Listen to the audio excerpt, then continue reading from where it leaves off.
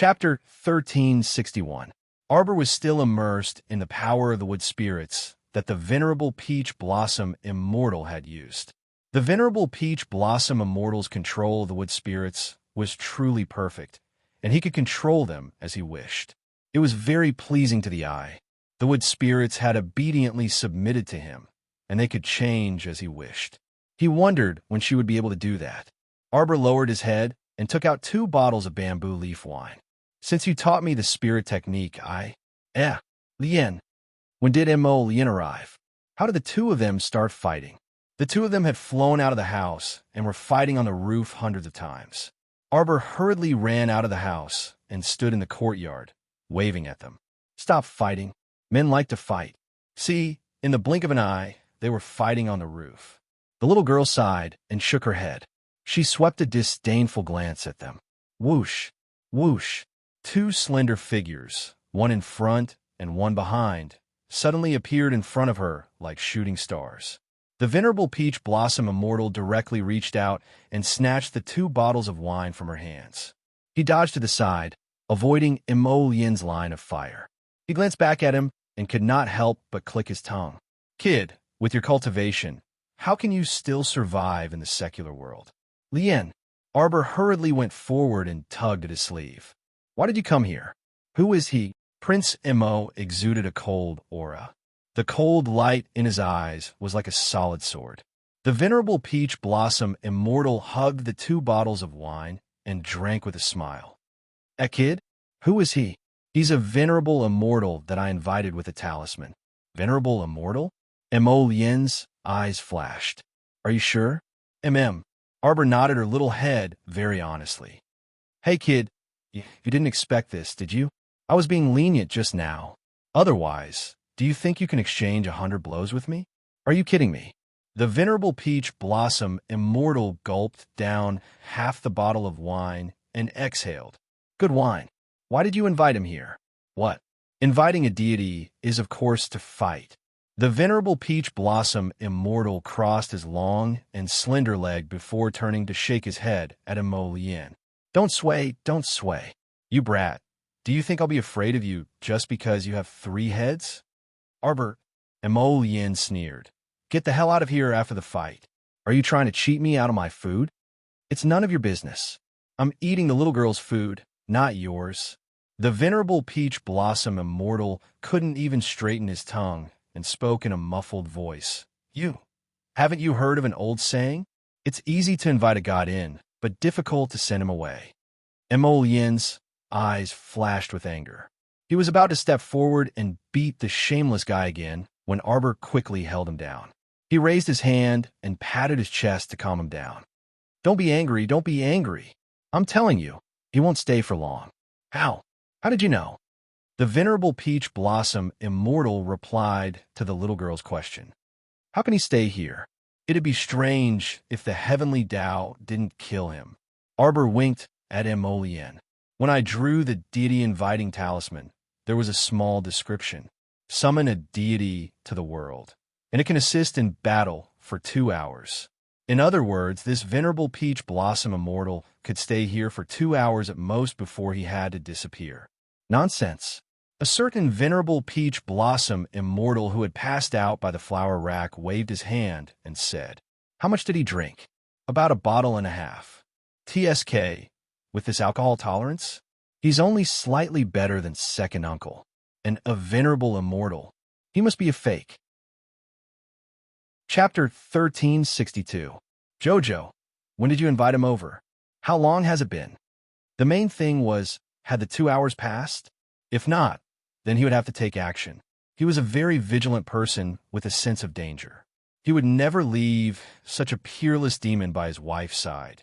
Although the little guy looked like he had not been enlightened, there was no guarantee that someone would take advantage of the situation. When Arbor heard this question, she was slightly taken aback. Then, she tilted her head and looked like she was thinking hard. Okay, it seems like it's been a long time. I've been in the ancestral hall for the whole afternoon. Oh, right. She had not thought that this venerable immortal had been here for more than 2 hours. Prince Mo's expression changed. He thought of the strange summoned beasts by Jojo's side. It can't be that he can't return after being summoned, right? It can't be. Arbor looked at a certain venerable immortal who was sprawled out on all fours next to the flower stand and twitched her mouth speechlessly. Jojo, Jojo, Mother is here. Mother is going to nag when she sees you. Arbor pushed the crown prince and said with a stoic expression, hurry up and leave. Mother said that we can't see each other for the next few days. Okay.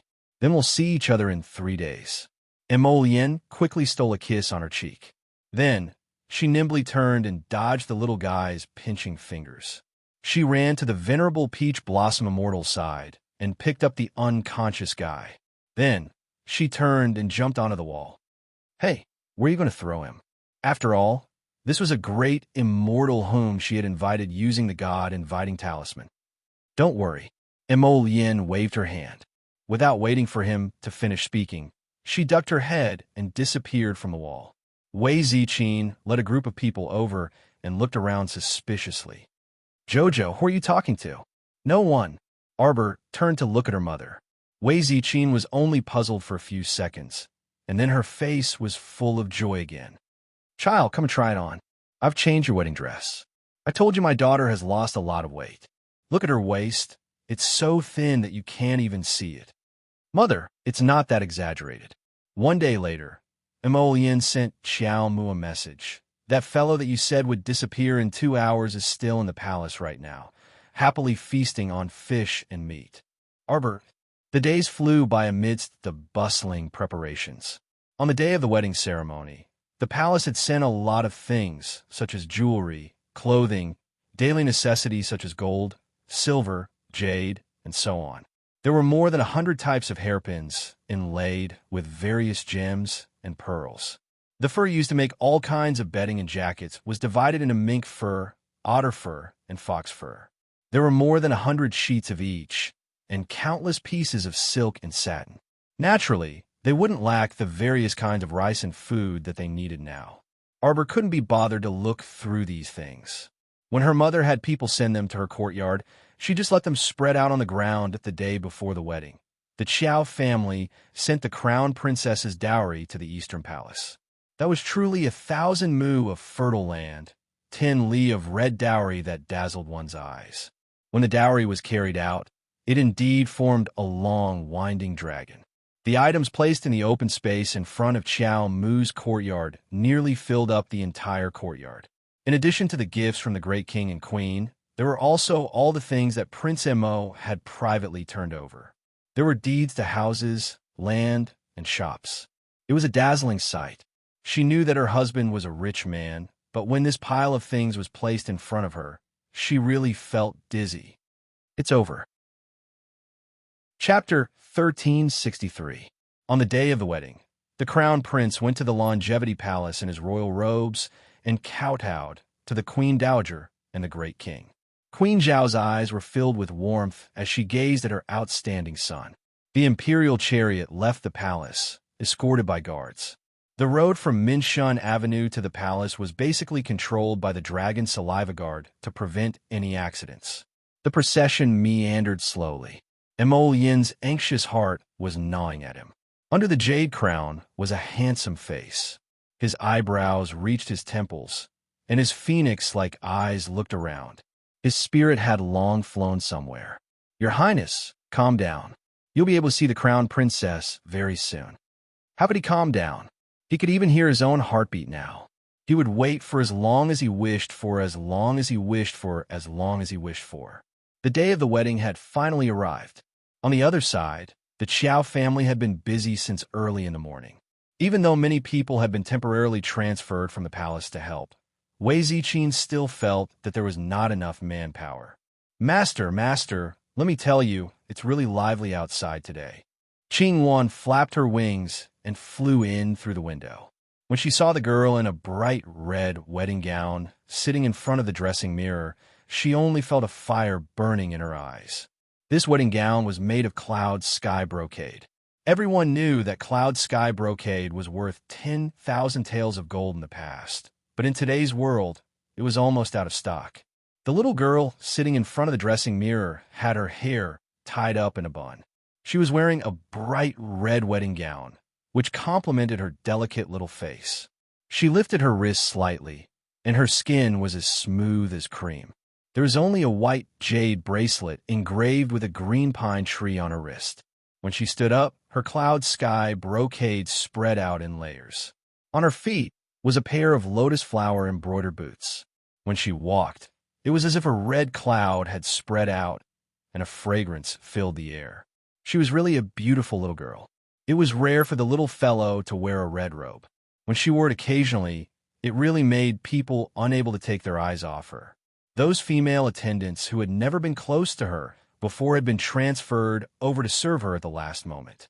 Looking at the expressionless expression on her smooth and exquisite little face, they couldn't help but secretly guess if the crown prince consort was dissatisfied with this marriage.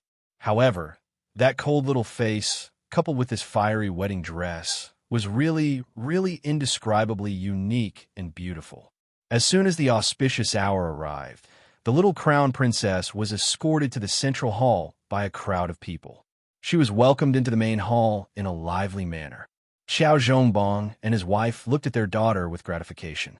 Second uncle, second aunt, Xiaohu, and the rest had all changed into new clothes and were sitting in the main hall, waiting for her to come.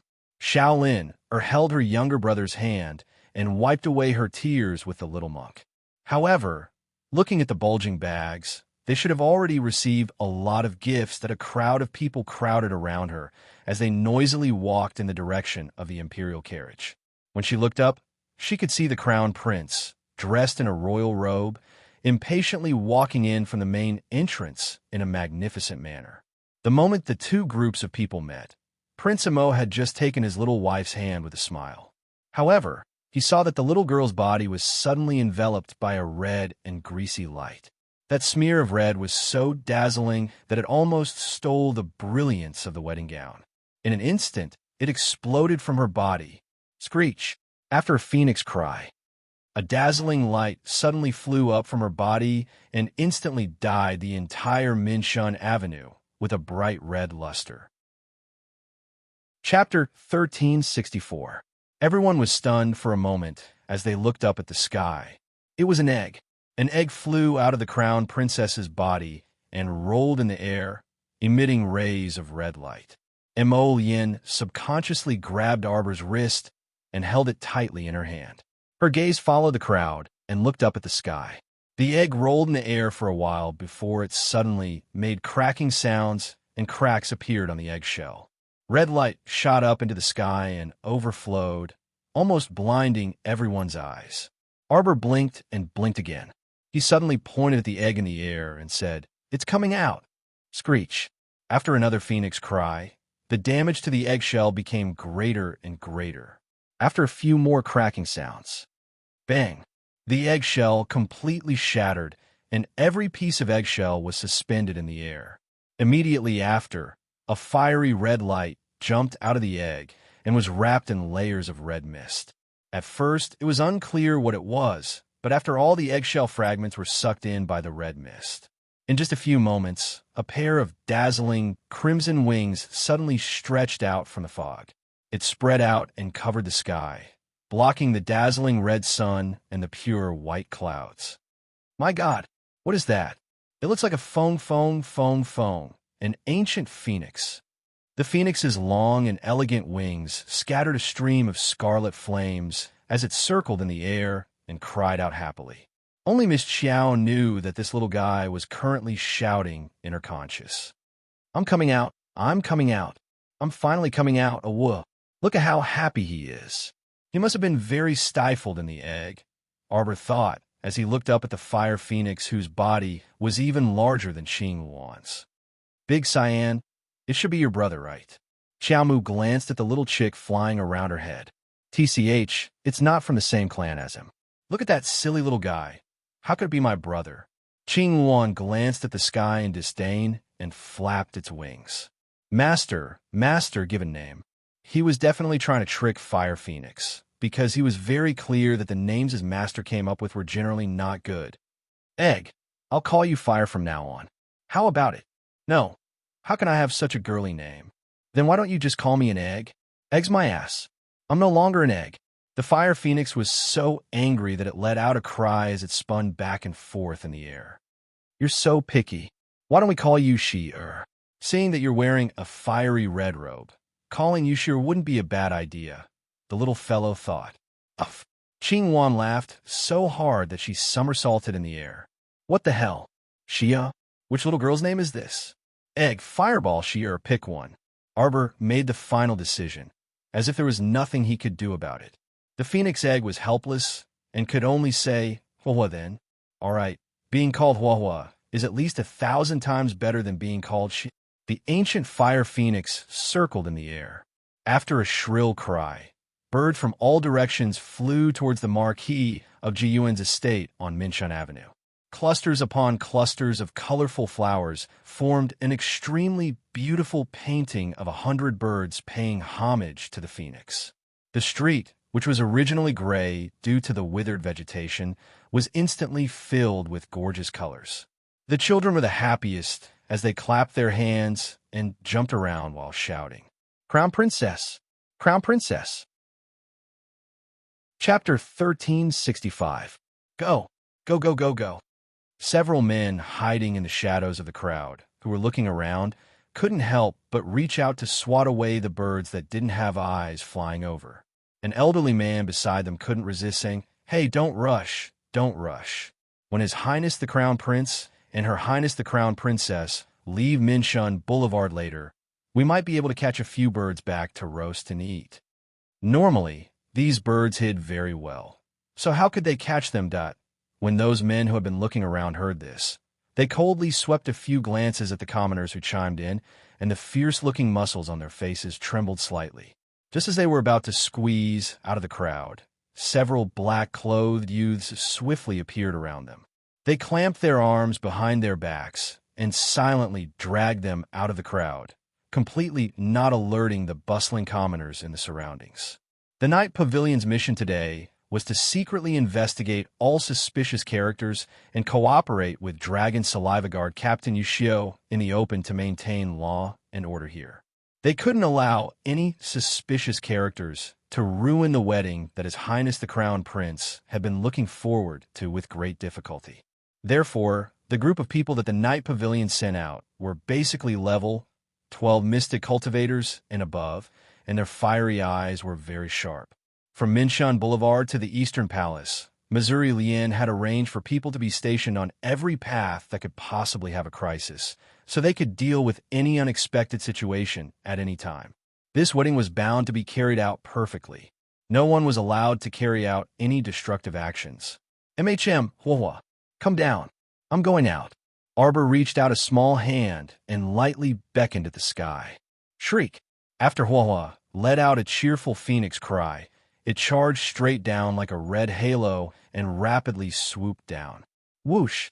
The eunuchs, royal maids, royal guards, and the others blocking the entrance all cried out in alarm, just as this ball of flame was about to land in the crowd. That fire was like a shattered star, fading away bit by bit. The phoenix returned to its position and suddenly went to Paradise Planet inside Arbor's body. Everyone only saw that ball of raging fire pounce on the Crown Princess, causing the tassels on her phoenix coronet to sway and the pearls and jades to jingle. This kind of little Crown Princess was truly too dazzling, like light clouds covering the moon, like flowing wind returning snow. Looking from afar, it was as clear as a bright pearl, as fine as the bright moon in the sky. Looking around, the light in his eyes flowed, and he suddenly revealed a brilliant smile towards the Crown Prince. As Amol Yen held her small hand, he fixated his gaze on his wifey. How could he bear to shift his gaze away? This smile stunned the palace maids and eunuchs who were escorting them out. As far as he could remember, the Crown Princess had never smiled before. However, once she smiled, even 1,000 flowers could only bow down to her. Wei Ziqing secretly wiped away her tears, a trace of a smile hanging at the corner of her mouth. Yet from both sides of Minshun Avenue came a burst of excited cheers. Oh my God, the phoenix fell into the Crown Princess's house. As expected of our Mo Kingdom's Crown Princess, she truly is the destined heavenly phoenix, the wife of my northernmost heir apparent. From both sides of the street came the cheers of the populace, the sea of people bowing down to the crown princess. All of them secretly looked up to see the crown princess being led out of the marquee of Jen's estate by His Highness the Crown Prince. This was incredible. The little crown princess's snow-white complexion was as beautiful as a fairy that had descended to the mortal world, making people unable to move their eyes away. It was only when the crown prince helped the crown princess onto the imperial carriage that the two people set off, slowly leaving with the royal guards surrounding them. Chapter 1366. After boarding the royal carriage, Crown Prince Mo also tightly grasped her petite hand the entire time, his phoenix eyes fixated on his wifey. Arbor turned to glance at him. "Why do you keep staring at me? You look especially good today," Mo Lien murmured softly. He raised her small hand to his lips and kissed it. "What should I do? I don't want others to see you like this. You look good today, too." Arbor's eyes suddenly lit up, and she nodded before adding, especially good looking. Mo Lien almost laughed out loud. He held her small hand and said, "Jojo, when you smiled at me just now, do you know what I was thinking?" Arbor shook her small head. "I was thinking that it would be great if I could capture that moment in a painting. This kind of smile is what I like the most, and I want to always have it. It's the most precious thing in my life." He moved his fingers and gently pinched her small hand. Arbor pursed her small lips, and her fingers lightly crawled in his palm. "No need. There's no need to go through the trouble of capturing it in a painting." The little fellow blinked and looked at him as she said, "If you want to see it, I'll give you a smile." Happiness came so suddenly that Prince Mo was about to burst with joy. He reached out, wanting to pull her into his arms, but then he remembered that they were in the imperial carriage and there were people everywhere, so he could only restrain himself. His eyes curved into crescents, and he was filled with a gentle smile. "Jojo, you're so good to me." "That's true." Arbor nodded. The moment the imperial carriage exited Minshun Boulevard, it was blocked by a gift-bearing procession at the intersection. 8 white horses with hooves treading on snow led the way, followed by a string of people holding trays. They stood quietly in front of the crowd.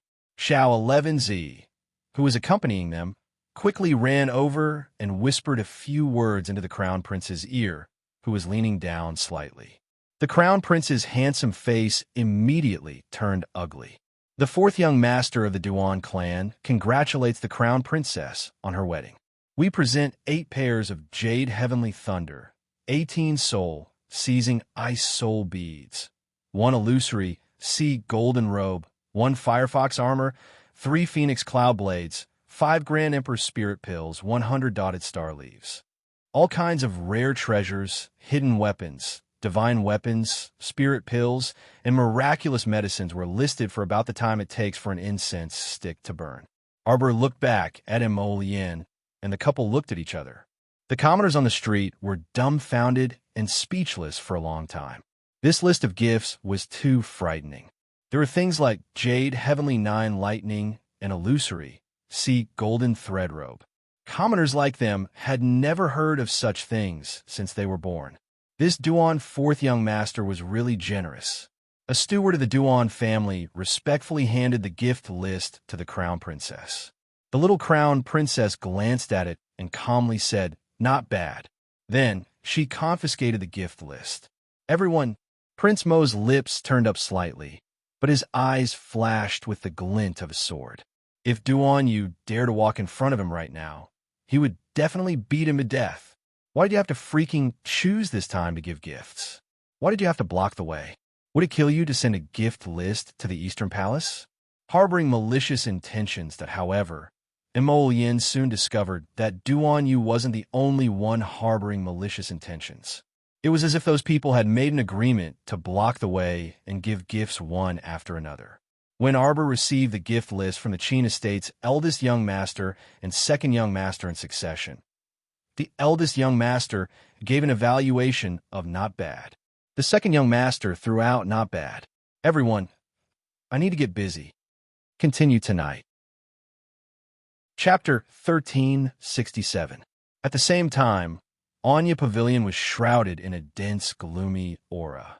A yellow-clothed young lady stood motionlessly next to Commandery Princess in like a clay puppet. Commandery Princess and was holding a teacup that was emitting faint steam as she stared intently at her reflection in the mirror. The sound of light footsteps came from the side of the door. Sue ran in breathlessly from outside the door.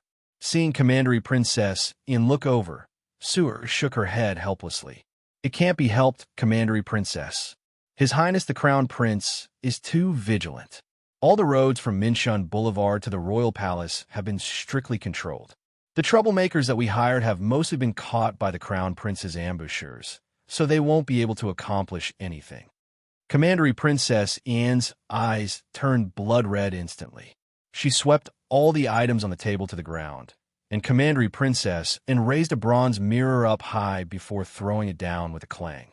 The huge commotion caused Sue to widen her eyes in fright, and she retreated a few steps. Fortunately, the yellow-clothed young lady had already dismissed the people in the room. At this time, other than Sue and that yellow-clothed young lady, no one else knew that the Commandery Princess could be so terrifying once she lost her mind and got angry. "Ah!"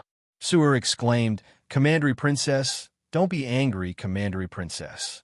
Tell me, which part of me is inferior to that little bitch? Why did he choose her and not me? Tell me, tell me." Commandery Princess and he shouted angrily with clenched fists. "I think that Commandery Princess is a million times better than her in every way," Sue said against her will. "But he chose her and not me." Commandery Princess and was so angry that she flipped over the table and stood up with a bang. She was about to rush out without thinking. "I'm going to find the Queen Dowager. Commandery Princess. Commandery Princess." Before Commandery Princess In could dash out the door, a yellow-clothed figure abruptly shot in front of her and stopped her. She looked at her solemnly and asked, "Commandery Princess, what identity do you plan to use to discuss this matter with the Queen Dowager? If it is the 9th Miss of the Marquis of Suin's estate, then your identity is still not good enough for His Highness the Crown Prince," the yellow-clothed young lady said dryly, her tone very calm. She was not mocking her, only stating the truth. If it is the Queen Dowager as a Commandery Princess. That was even more laughable. How could the Empress Dowager not know what the princess was thinking? But did she say anything?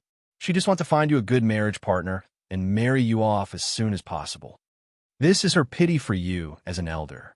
If you stubbornly intend to cause trouble in front of her, you will only wipe away the last bit of pity she has for you.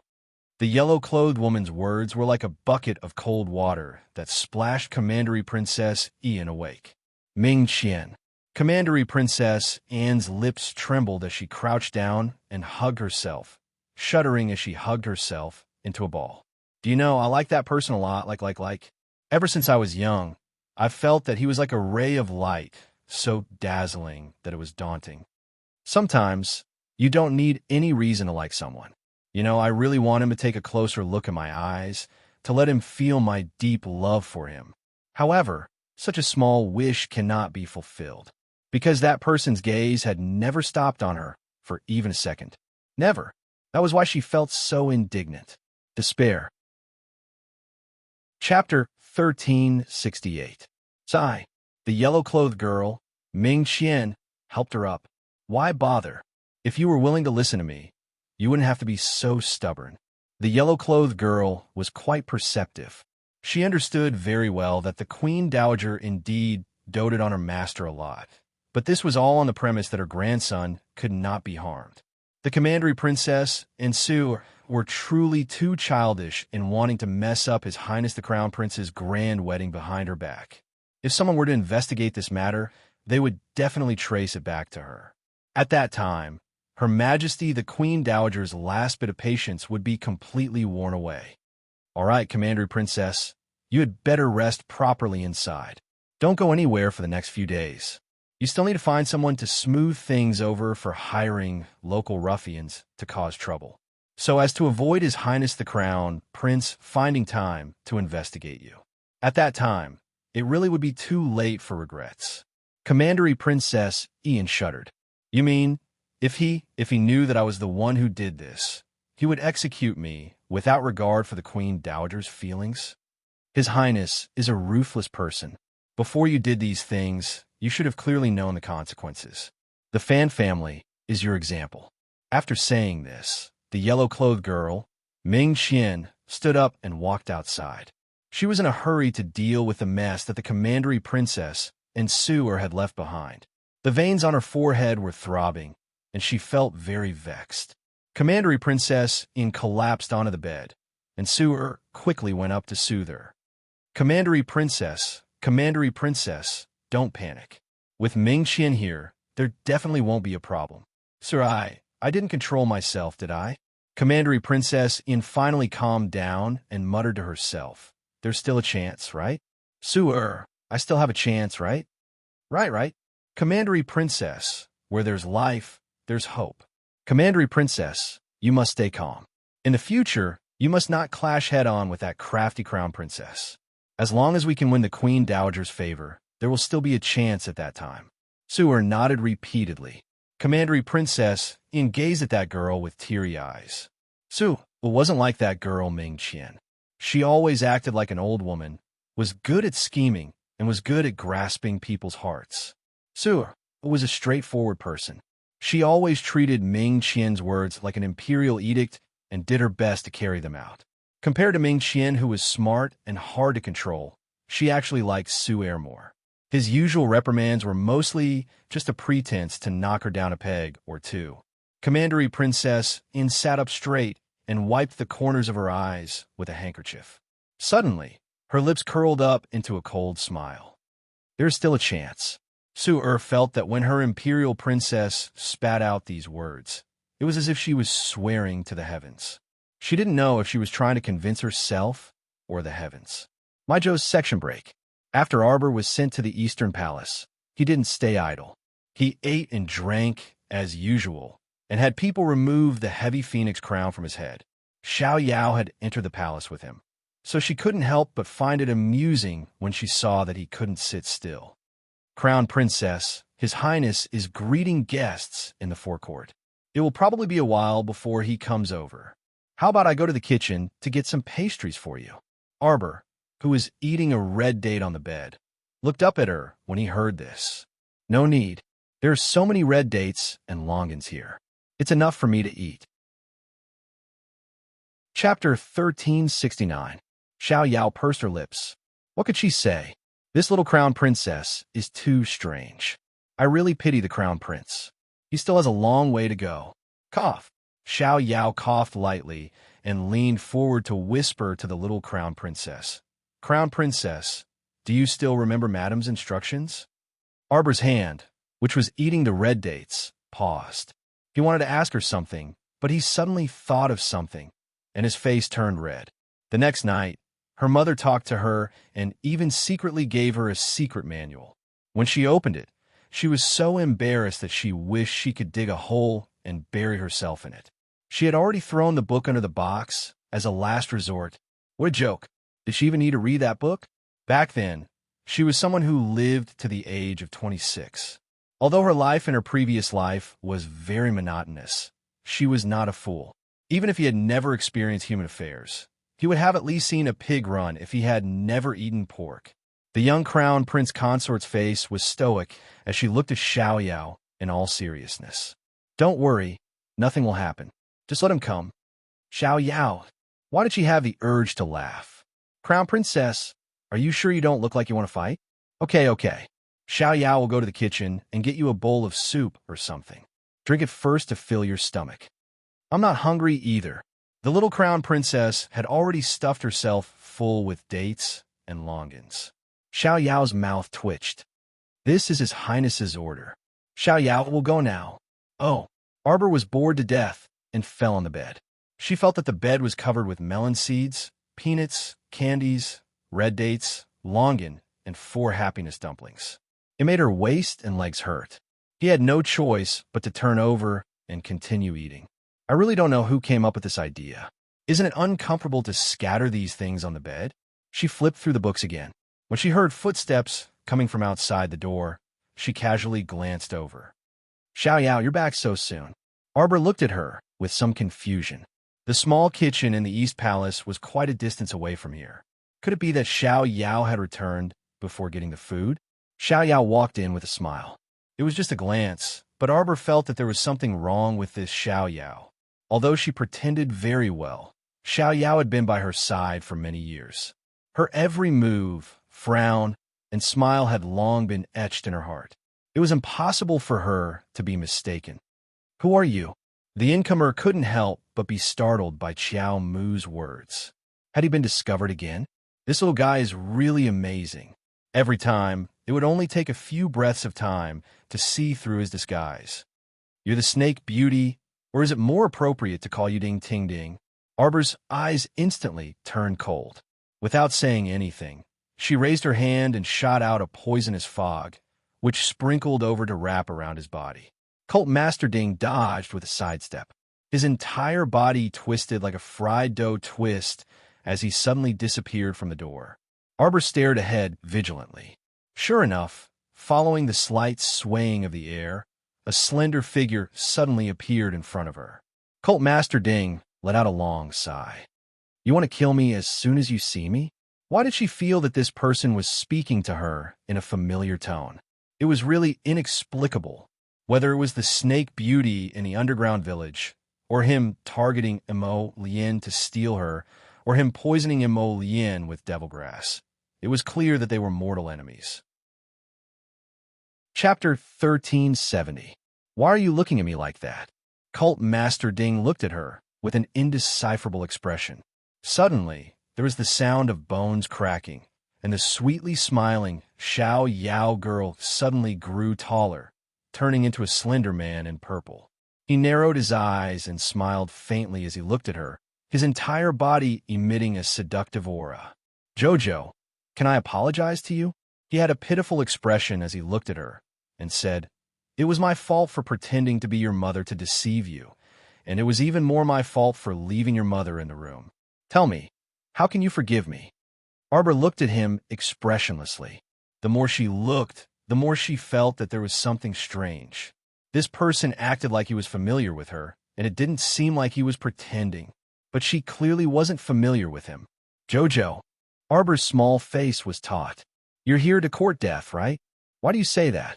You poisoned Imo Lien with devil grass before, and he was worried that he wouldn't be able to find you for revenge.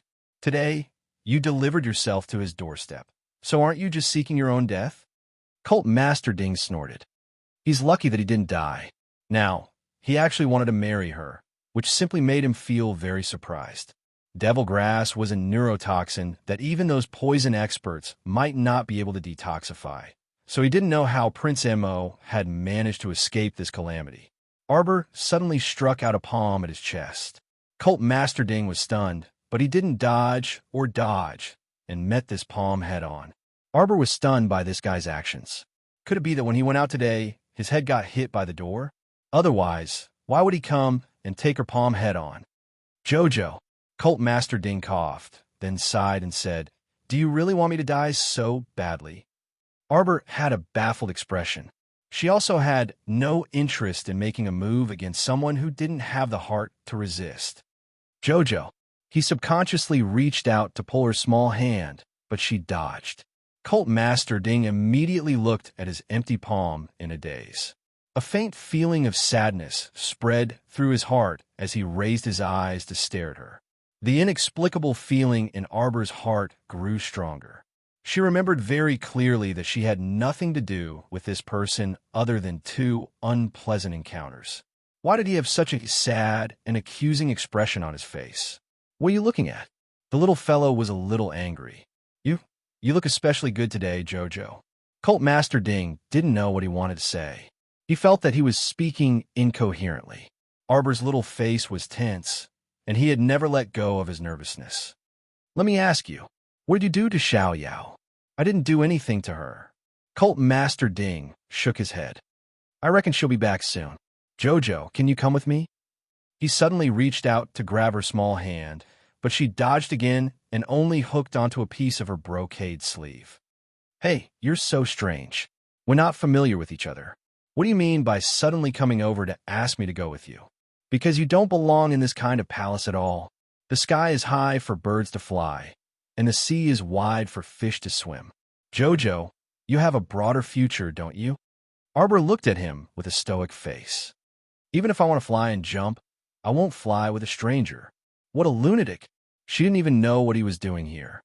This time, Cult Master Ding completely heard her words and understood the meaning behind them. What did you say? Chapter 1371. His voice trembled slightly, and he looked up at her in almost disbelief. What did she just say? Was she faking it? She still didn't remember him? Did she forget the 2 days they spent together? They traveled together from the mystic beast forest to the Mo kingdom capital. She completely forgot about this period of time, right? No, that wasn't it. She was definitely faking it. She was faking it. This little fellow was best at faking it with a stoic face. You're lying to me, right? You remember, right? Jojo, you definitely remember, right? In his impatience, Cult Master Ding firmly grasped her small hand. You remember. Jojo, you remember. You remember what my real name is. You also remember what I look like, right? Have you gone mad? Arbor's small face flushed red. She pulled her precious small hand back from his and glared at him. I don't know what the hell you're talking about. Cult Master Ding felt his chest constrict for no reason. His figure swayed slightly, and he was practically looking at her with a horrified expression. This gaze caused Xiao Mu to be baffled and perplexed. Why do you keep looking at me like this? What do I remember about you? Why is it like this? Cult Master Ding suddenly roared angrily and rushed forward to grab her arm, shaking her forcefully. You're lying to me. You little liar. You're lying to me. Stop faking it, all right? This isn't fun at all. What the hell am I faking? What am I faking? Arbor really didn't understand what was wrong with this person, barging into her bridal chamber and screaming like this. Jojo, it's me. It's me. Wake up, all right? Did you take the wrong medicine again? That's why you don't remember me? You're the one who freaking took the wrong medicine. Arbor, wait a minute. What mystic beast forest? She suddenly had a bad premonition. Could it be? When her disaster-courting curse was in effect, not only did she encounter Seacombe Fulling in the mystic beast forest, but she also encountered Ding Ting Ding. This would explain why he looked so familiar with her, but she had no impression of him at all. This was because everything that happened while the disaster-courting talisman was in effect would be completely forgotten after she returned to normal. She would never tell anyone about this, even if she was beaten to death. Right now, he could only endure all the suffering to the end to save face. I don't know what you're talking about. The little fellow slapped his hand away expressionlessly. He coughed lightly and said, "Let me give you a piece of advice. Leave quickly. You've already alerted the secret guards outside with your loud shouts. Mo Yin will be here in a few seconds. You can't defeat so many of them. Are you worried about me? Was there something wrong with this person? How could he tell that she was worried about him? She just didn't want to cause trouble on her wedding day. So long-winded." She spoke until her mouth was a little dry. "You're worried about me, Jojo." Cult Master Ding jumped forward agitatedly. "Jojo, leave with me, all right? How can this place suit you? This is deep in the palace. It's not a place you should stay." "Jojo!" Mo Yin's exclamation came from the window. "Why aren't you leaving yet?" Xiaomu kicked Cult Master Ding irritably. "My lotus is here. No, I'm not leaving. Unless you leave with me." Whoosh! A fiery red arrow shot in through the window like a gust of wind and nailed itself into Cult Master Ding's chest without any explanation. Chapter 1372. Cult Master Ding's expression was indifferent as he took out an eagle-eyed mask and covered his face. He turned his head and jumped out with an icy expression, meeting Mo Yin's sweeping fist head-on. Arbor was so angry that he jumped up from the bed. "Who dares to destroy my room? What a joke. She still needed to sleep in this place later. If they beat it to a pulp, how could she still be in a good mood?" The moment the two of them exchanged blows, they flew outside with a whoosh and jumped onto the glazed tiles of the Eastern Palace. The Wood Spirit and the Fire Spirit flew to the sides at the same time. Wherever they passed, A deep crack appeared on the bluestone tiles on the ground. Ding, ting, ding. The instant they exchanged blows, Emolien recognized this guy. This was because not just anyone could control the 8th layer of Wood Spirit. Try my with thorns. Ding Ting Ding's lips curled into a smile. Suddenly, his expression darkened, and he set up layers of Wood Spirit with a flip of his hand. Thorns and thorns rolled under Emolien's feet. He jumped up, but the thorns and thorns quickly climbed up and circled around his feet. Several clusters of flames were cast down, but they were unable to obstruct the bramble's advance. Instead, it actually caused it to crawl even faster and more ferociously. As if it had been injected with hormones, it abruptly shot up several dozen meters and wrapped around Emolien's body in layers. Emolien narrowed her phoenix eyes, and a purple flame instantly transformed into a long dragon. It roared as it swooped down from the sky, attacking Cult Master Ding.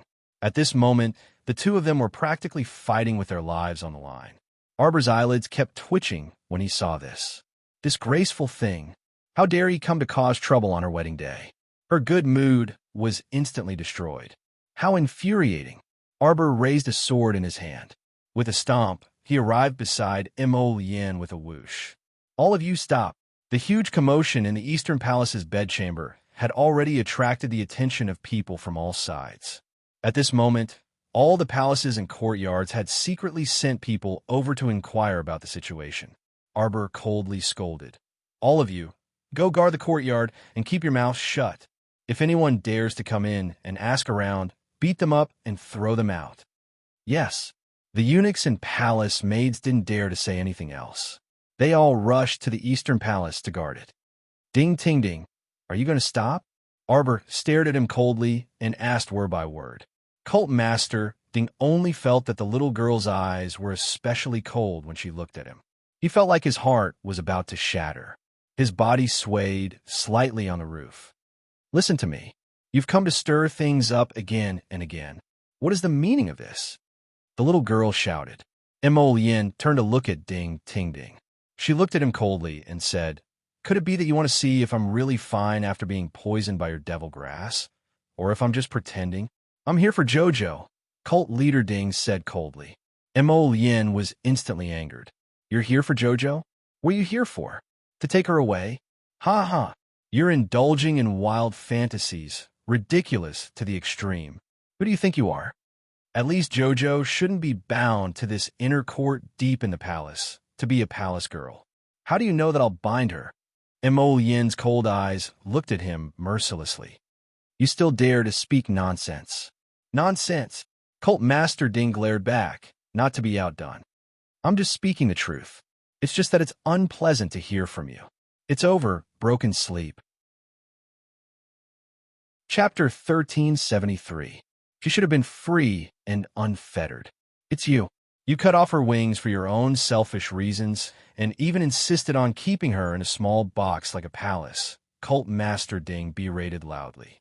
Emolien and Arbor exchanged glances, looking at each other in dismay. Just how far did this person want to go with his words? Jojo, leave with me. Cult Master Ding extended his hand towards her and said to her in a strange tone, You can abandon all of this and fly in the sky, roam the forest, and roam this vast land. You should have soared 90,000 li in the sky and not be trapped in such a small place, content with the status quo as a crown princess. Arbor directly threw out a water blade, which glided through the air with a whoosh, heading straight for Cult Master Ding. Cult Master Ding didn't dodge and only looked at the little girl indifferently. At the same time, a slender figure pounced out from the side and suddenly blocked in front of her. The water blade Arbor threw out pierced through the other party's shoulder, leaving behind a rouge-like bloodstain. Young Master, there are a lot of guards coming over here. Let's leave quickly. Balian said anxiously. Cult Master Ding glanced at her coldly. Emolien raised his brows slightly and suddenly understood. You're that Ding Yun of Beijing Manor? Previously, he had seen Balian, this girl, once. Other people might not remember a person they had only met once, but with Prince Mo's photographic memory, as long as he had seen someone, he wouldn't forget. So Ding Ting Ding's true identity was Beijing manners, young master? Mo Yin felt a trace of surprise because the legends about Beijing Manor had never stopped. Darling Xiao had a confused look on her face. What Beijing manners, young master? Wasn't this the thief sage Ding Ting Ding? Mo Yin suddenly turned his head to look at his wifey, only to see her looking up at him in bewilderment. His heart relaxed, and he couldn't help but smile. It's fine. He stepped forward and gently held her wrist. Jojo, don't be afraid. Arbor couldn't help but roll his eyes at him. He really didn't know which eye of his saw that she was afraid. Let's go, young master, let's go. Bao Yin pounced over and grabbed Ding Yun's sleeve tightly, pulling him with all her might. Jojo, do you really not remember the 2 days we spent together? Arbor was expressionless. I have no idea what you're talking about. Cult Master Ding suddenly turned his gaze to Prince Mo. That day, Jojo promised me that he would be with me in the future. Impossible. Mo Yin interrupted him coldly without thinking. She won't promise you anything. Arbor's heart skipped a beat. He looked up at his Mo Yin. Ah, are you that confident? Humph. If I don't believe her, should I believe you? Mo Yin sneered and glanced at him. Ding Yin, today is this crown prince's big day, so I don't want to kill you and ruin my happy occasion. I also don't want to make things difficult for a pitiful person like you. Leave immediately, and I'll spare your life. Let's go, young master, let's go. Bao Yin pulled Cult Master Ding with all her might. I'll come back to find you. I hope you've thought it through by then. Ding Yin smiled brightly and looked deeply at her. After saying these words, he quickly left the Eastern Palace with Bao Yin, who was pulling him. Arbor gloomily looked up at Mo Yin. Chapter 1374. She couldn't help but mutter, who exactly is this person? He went through so much trouble and exerted so much effort just to come here and take her away. She wasn't a fool. Would she foolishly follow someone just because they told her to? It was rather baffling. Mo Yin was now very certain that something must have happened in the mystic beast forest while the little fellow's 5 senses were in a daze. But she was mischievous and refused to say anything. Furthermore, he had basically guessed that she had probably already forgotten everything that happened while she was in a daze. However, if he wanted to know about this matter, he could still ask Qing Wan. Qing Wan definitely knew the truth. However, he felt that there was no need. Since the little one stubbornly refused to admit that she had lost her memories, then she definitely didn't want anyone to know about the process. Mo Yin felt that the little fellow most likely didn't simply eat the wrong medicine. She might have done something very strange. It had to be said that with Mo Yin's intelligence, he had already guessed most of it. At this time, the two dismissed the servants and returned to the bedchamber hand in hand. Mo Yin lifted his hand and hugged the troublesome little fellow. Jojo, I don't care what others say. I won't let you go. Where do you want to go? I'll go with you, all right? No matter if it's the sea of fire or the 9 heavens, I can go with you. Arbor shook her little head and poked him. Why would I go to that kind of place? I'll go if you go. He reached out and lifted her up. Arbor looked down at him and nodded. All right, if I go in the future, I'll bring you with me. Mo Yin nodded with a smile. He carried her to the table and sat her down, reaching out to take 2 wine cups. The two drank a cup of nuptial wine and then looked at each other. Prince Mo's gaze was somewhat infatuated. Arbor, however, was somewhat nervous. When she thought of the atlas that her mother had privately given her, her little face immediately flushed. What are you thinking about? Mo Yin asked softly. Nothing. Only after he spoke did he realize that he was stuttering. This was outrageous. How could she be a coward? Mo Yin glanced at her in amusement. She reached out to remove the hairpins and jewelry on her head. Are you tired after a long day? It's all right. There was nothing to tire her out. With her cultivation, this little tiredness was nothing. Mo Yin reached out and brushed her hair. Let's take a bath together. Bam! Miss Xiao gave him a knock on the head. What are you thinking about? Mo Yin, looking at his innocent expression, Arbor instantly felt a little awkward. Oh no. She forgot that she was married to him. Cough. I'll go wash up. Don't follow me. Arbor jumped off his lap and ran into the inner room. Behind her, Prince Mo's chuckle could be heard. Arbor threw all thoughts of him to the back of her mind. She probably dawdled for almost an hour during the bath, thinking about all sorts of things and letting her imagination run wild. When she changed into a comfortable white robe and ran out with her long, wet hair, she saw the crown prince sitting by the table. He had already changed out of his royal robe and had washed up. Under the red candlelight, that man was dressed casually. His eyebrows reached his temples. When he saw her come out, his phoenix eyes shifted to her face. It was as if he was made of jade. Chapter 1375. A jade-like beauty, so beautiful. Miss Chow's eyes brightened as she bounced over to Prince Mo's side. He stretched out his arms and pulled her into his embrace. "I thought you'd fallen asleep from bathing," Emollian teased as he reached out to gently stroke her hair. The fire's spiritual energy instantly dried her damp black hair. The little fellow moved her head and turned to look at him. She reached out to poke his handsome face. Emollian. He grabbed her little hand and planted a kiss on her cheek. "Don't tease me." "What joke? What day was it today?" She already couldn't take teasing normally, let alone now. He carried her and started walking towards the bed. Miss Chow immediately became nervous and instinctively grabbed his sleeve. "What are you doing?" Miss Chow blinked. She didn't know why, but her heart was pounding uncontrollably at this moment. "It's late, of course we should rest. We still have to wake up early tomorrow to pay respects to grandmother." Prince Emo placed the little girl on the bed and began to untie her belt. Slap! She silently slapped 2 immobilization talismans on his head.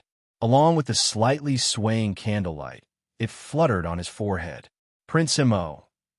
Pulling down the 2 floating talismans on his head, Prince Emo helplessly looked at her and rubbed her little face. "Baby, don't be naughty." The moment Arbor climbed onto the bed, she immediately rolled to the innermost part of the bed. She pulled the blanket and wrapped herself into a small cocoon, only revealing 2 dark eyes to look at him. Prince Emo pretended not to see the little girl's rolling eyes. With a sweep of his palm, he extinguished the brightest candles in the bedchamber. Only a pair of wedding candles were left, emitting a faint glow. Prince Emo also laid down and reached out to tug at the blanket. Who knew that the little thing would wrap the entire blanket around her body? He couldn't help but find it funny. He had noticed a few times that she had this habit of wrapping herself in a blanket. She always liked to wrap herself into a cylinder, sometimes even burying her head in the blanket. "Jojo, are you trying to freeze your husband to death?" Emollian raised her hand and pulled again. This time, she finally pulled out a corner of the quilt and took the opportunity to slip in. The moment this fellow came in, he was like a small stove, extremely hot. He was born with a fire spirit body. Even if he was thrown into the snow, he wouldn't freeze. That even so, he still wanted to crawl over and snatch the blanket from her. The little guy pulled the quilt and hid his head inside, curling up and not moving. In less than a minute, the blanket on her head was pulled down by him. She was baffled to find herself in his arms. He patted her back gently. "Go to sleep." She curled up beside him and did not move. After a while, she said, "Emollian, will you always believe in me?" "Of course." His voice sounded softly in the night, revealing a faint trace of affection and magnetism. "Then I believe you too." The little fellow nodded and said after getting a response. Emollian couldn't help but be slightly startled, and then she found it a little funny. After interacting with her for so many years, he was already familiar with her temperament. Perhaps it was because of that nightmare, the little girl's temperament was cold, and she wouldn't easily give in to others. This was the typical character of not letting go of the falcon until she saw the hair, unless you reached out and grabbed her tightly.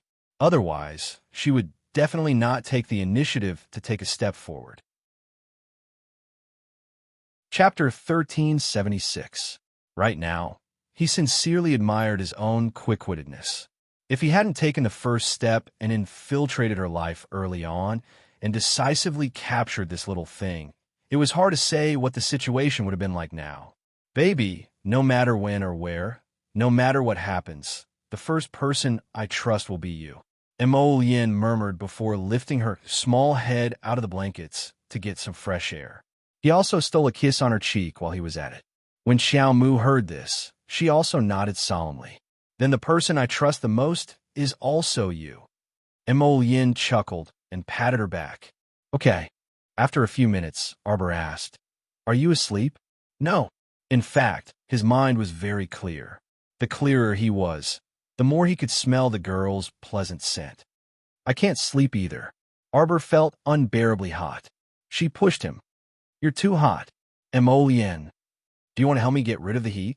In the night, his voice suddenly revealed a dangerous aura. Xiao Mu immediately associated it with that small booklet with pictures and text, and her small face flushed red in an instant.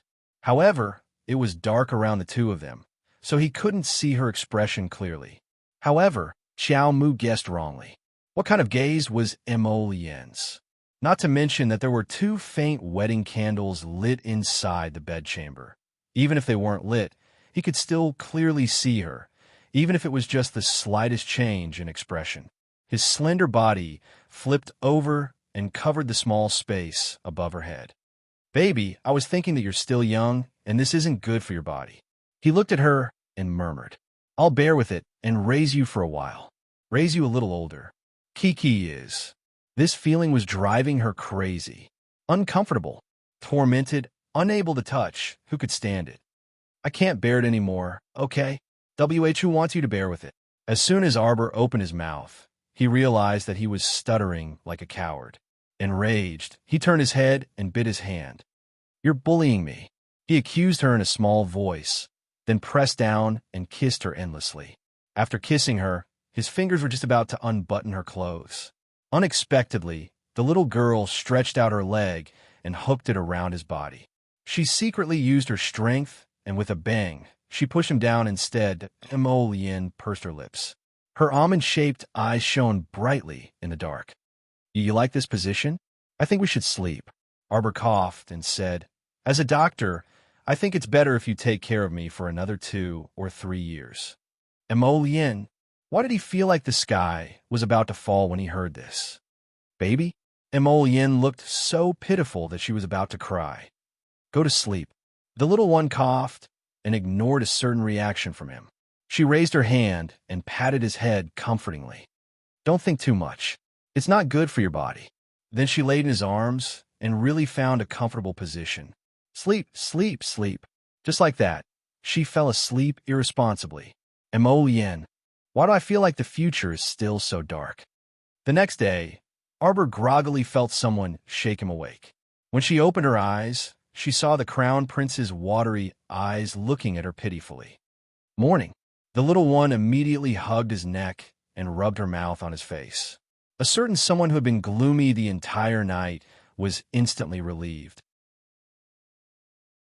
Chapter 1377. After the two of them finished washing up noisily, they put on their formal attire and court attire and headed for the Empress Dowager's longevity palace. The great king and the queen were currently chatting with the old Empress Dowager in the longevity palace's side chamber when they heard the announcement the crown prince and the crown princess have arrived from outside. He immediately raised his head and looked outside. From where he was, he could see a couple walking in hand. At first glance, they truly were jade made by nature and extremely pleasing to the eye. However, her stoic-faced daughter-in-law was still expressionless. Empress Zhao inwardly pursed her lips. Come. Quickly come to grandmother. The Empress Dowager's eyes curved into crescents as she waved at Arbor and patted the brocade couch next to her. Grandmother, royal father, royal mother. Arbor bowed in succession and walked forward as instructed. There were 2 elderly women sitting below the Empress Dowager. They looked to be in their early 60s, but Arbor didn't recognize them. The Empress Dowager hooked her arm and pulled her to sit next to her, grinning from ear to ear. Child, this is Consort Dowager Shu of Kanghui Palace. This is Matriarch Hong of the Hong family. Arbor's gaze slid over the 2 elderly women, and she stood up and bowed to them. The 2 elderly women didn't dare to be careless, and hastily stood up to have her dispense with the formalities. It was said that Matriarch Hong of the Hong family was Her Majesty the Empress Dowager's biological sister. However, that old madam's dark skin and old-fashioned appearance were completely different from the benevolent and plump Empress Dowager. Child, it must have been very tiring to accompany the Crown Prince to Jiaozhong Base to complete a mission, right? It was all right. Arbor actually didn't find it very tiring. However, she was a bit displeased that the disgusting fan Xioa had appeared. The Empress Dowager looked at her with a grin and nodded. I knew you were a child who could endure hardships. Otherwise, you wouldn't have such a high cultivation at such a young age. Sitting on the side, the great king and the queen couldn't help but look a bit awkward. Their cultivation levels were very low, and in the Empress Dowager's eyes, that meant they couldn't endure hardships. In reality, they couldn't be blamed for not working hard. After all, their constitution and aptitude determined everything. Some mystic cultivators with mediocre aptitude might not be able to break through above level 5, even if they reached mystic cultivation. There were even some who were so pitiful that they couldn't even open their inner worlds. In any case, I've opened my inner world. The Empress Dowager, the Empress Dowager. Cough, Imperial Mother. Let the Crown Princess serve the tea first. Empress Dowager. Empress Dowager nodded repeatedly. The royal maid, who had been waiting for a long time on the side, immediately walked up to Qiao Mu with a saucer in her hands and bowed submissively. Qiao Mu creased her brows and stood there motionlessly. She merely gazed coldly at that royal maid who had her head lowered and was holding up the saucer. Emdo wager to Emdo wager to Emdo wager, yes, Empress Dowager. Seeing that his daughter-in-law was still standing there, he hastily gave his son a look. Prince Emo glanced innocently at his old father and didn't rush Arbor. Instead, he reached out to squeeze her hand. What did you discover? Today, if my hand touches the tea you offered, Empress Dowager will drink it. If she faints after drinking the tea I offered, I probably won't be able to clear my name even if I jump into the Wanghai. Qiao Mu's chilly and desolate voice was like throwing a rock into a lake, immediately creating ripples in the lake. What? Empress Xiao widened her eyes in shock. Her sharp gaze instantly swept over the royal maid who hastily knelt down. That royal maid trembled in fright and shook her head repeatedly. Chapter 1378. No, I didn't. Crown Princess, I definitely didn't poison the Empress Dowager. Crown Princess. The Great King, Your Majesty the Queen, Empress Dowager, please understand. That palace maid agitatedly went forward on her knees and kept kowtowing in front of the Empress Dowager. The Empress Dowager looked at her coldly. You mean to say that the Crown Princess framed you? No. This servant doesn't dare. This servant doesn't mean that. The palace maid stammered. Fenggu was so angry that her whole body trembled. She went forward and slapped that palace maid twice. Kai-Chin, you've been with the Empress Dowager for many years. How dare you do such a foolish thing today? Nanny Feng, I didn't do it. It wasn't me. Shut up. Fenggu shouted angrily. I was the one who told you to prepare everything today.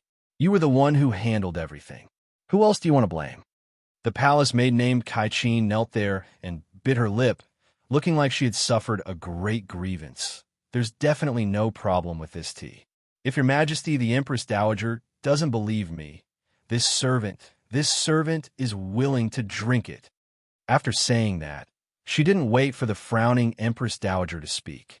She snatched the cup of steaming tea with one hand and drank it all in one gulp.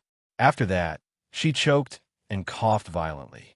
When she looked up, she saw the Crown Princess and the Crown Prince standing not far away from her.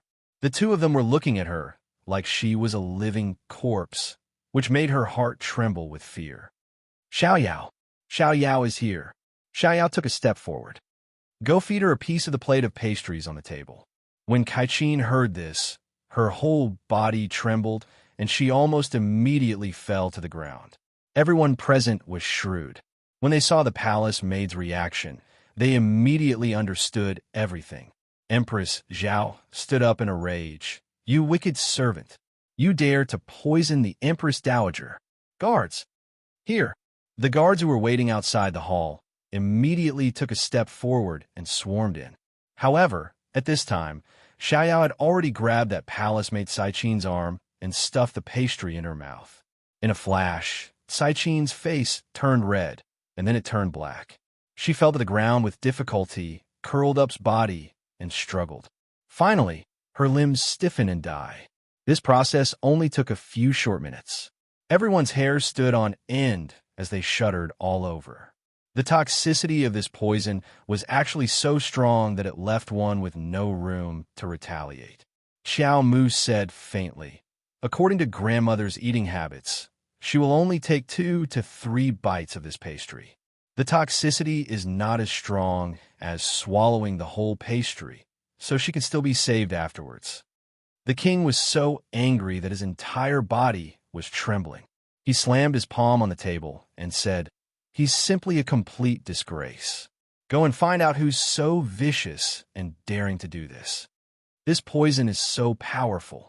If that person poisoned it in the palace without anyone knowing, wouldn't that be terrible?" Empress Zhao said worriedly. Arbor shook his head. "These 2 poisons are very difficult to refine. They can only be released in a small area." The great king's heart calmed down a little, but he was still a little dissatisfied. "You killed this palace maid. How are you going to find out who's the mastermind?" "There's no need to ask." The Empress Dowager sighed and shook her head. "I think I know who it is." Everyone was stunned and looked at the Empress Dowager. Chapter 1379. Fenggu directed the servants to quickly change the tea. This time, the tea ceremony went very smoothly. After such a fuss, the Empress Dowager appeared somewhat tired. After the tea ceremony, she didn't keep the young couple any longer. Before leaving, she held Arbor's hand and softly comforted him before letting them go. Empress Dowager. Old Madame Hong wanted to argue with the Empress Dowager, but the other party waved at her. "Your matter, let's talk about it another day." Old Madame Hong had no choice but to get up and leave, secretly angry. Today, she actually wanted to ask for the Empress Dowager's marriage decree. This old Madame Hong had taken a fancy to the Duan family's 7th Miss, Duan Siren, and wanted to let her grandson marry her. Unfortunately, the Duan family looked down on her poor little Hong family, so she could only shamelessly come to ask the Empress Dowager to write a decree to directly appoint a marriage between Hong Riwei and the Duan family's 7th Miss. Her original intention was to quickly ask for one, while the Empress Dowager was in a good mood today. Who knew? She would encounter such an unlucky thing. Someone actually poisoned the Empress Dowager without rhyme or reason. After dismissing everyone, the Empress Dowager sat quietly on the brocade couch, not speaking for a long time. "Your Highness," Fenggu softly called her.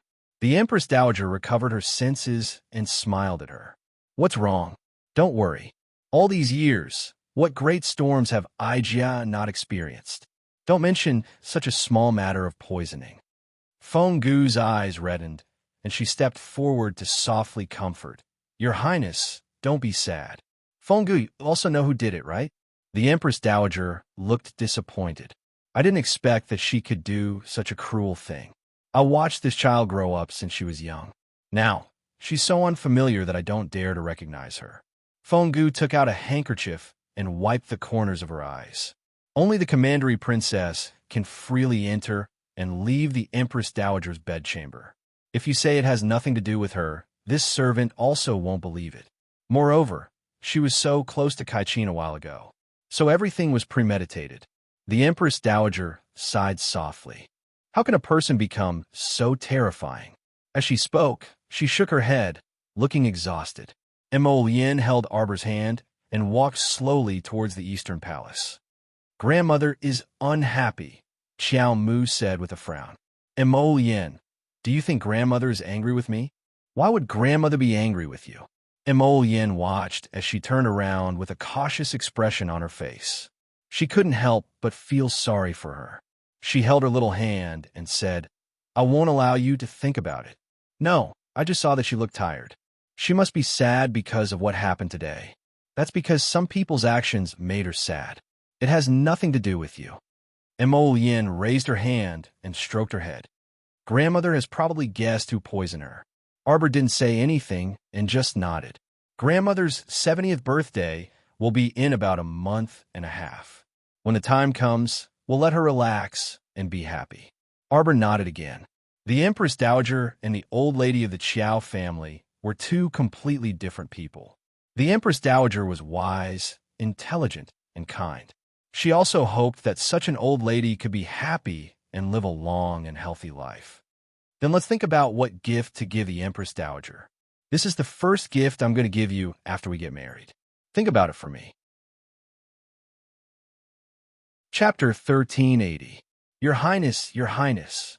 Huifeng suddenly appeared in front of him and solemnly reported, "A group of violent mobs has appeared on South Shilua Street.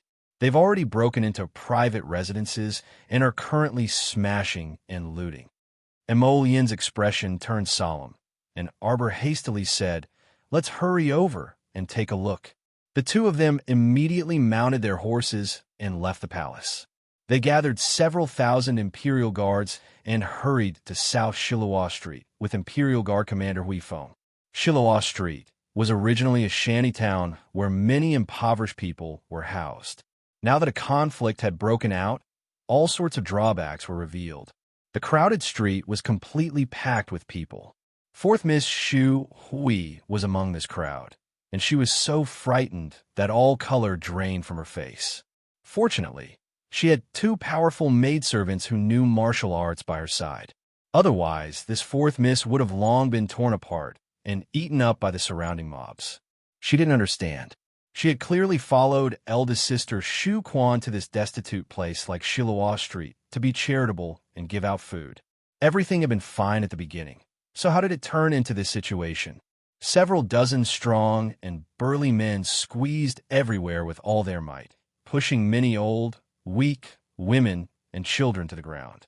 Xu Quan was surrounded by several guards, and when she saw the opportunity, she hastily reached out to grab two fallen children and hastily dodged to the side. This unforeseen event happened very suddenly, and it was already too late for the guards to step forward and stop them. Those irascible, burly men seemed to have gone mad as they stepped on and kicked anyone they saw. Many commoners were injured and fell to the ground with painful groans. Xu Quan tightly clenched her fists, almost unable to believe everything before her eyes. Screwed up. Everything was screwed up. Fourth Miss Xu Hui and the two maidservants beside her were pushed to the side by the crowd. One of the maidservants tightly grabbed Xu Hui's arm and shouted, "Miss, miss." Xu Hui's face was pale from fright, and she lost her footing and fell to the ground. She struggled to stand up, but she was bumped head-on by someone, and she stumbled to the side. As for the maidservant who was grabbing her arm, she was immediately shoved aside. "Xiaoju, Xiaoju." Xu Hui was so shocked that her voice trembled. She stumbled and fell into the arms of a big, sweaty man. The man immediately embraced her warm and fragrant body and grinned happily. He stretched out his arm and wrapped it around her waist. He bared his teeth and said, "Miss, you're really passionate." No, let go of me, let go."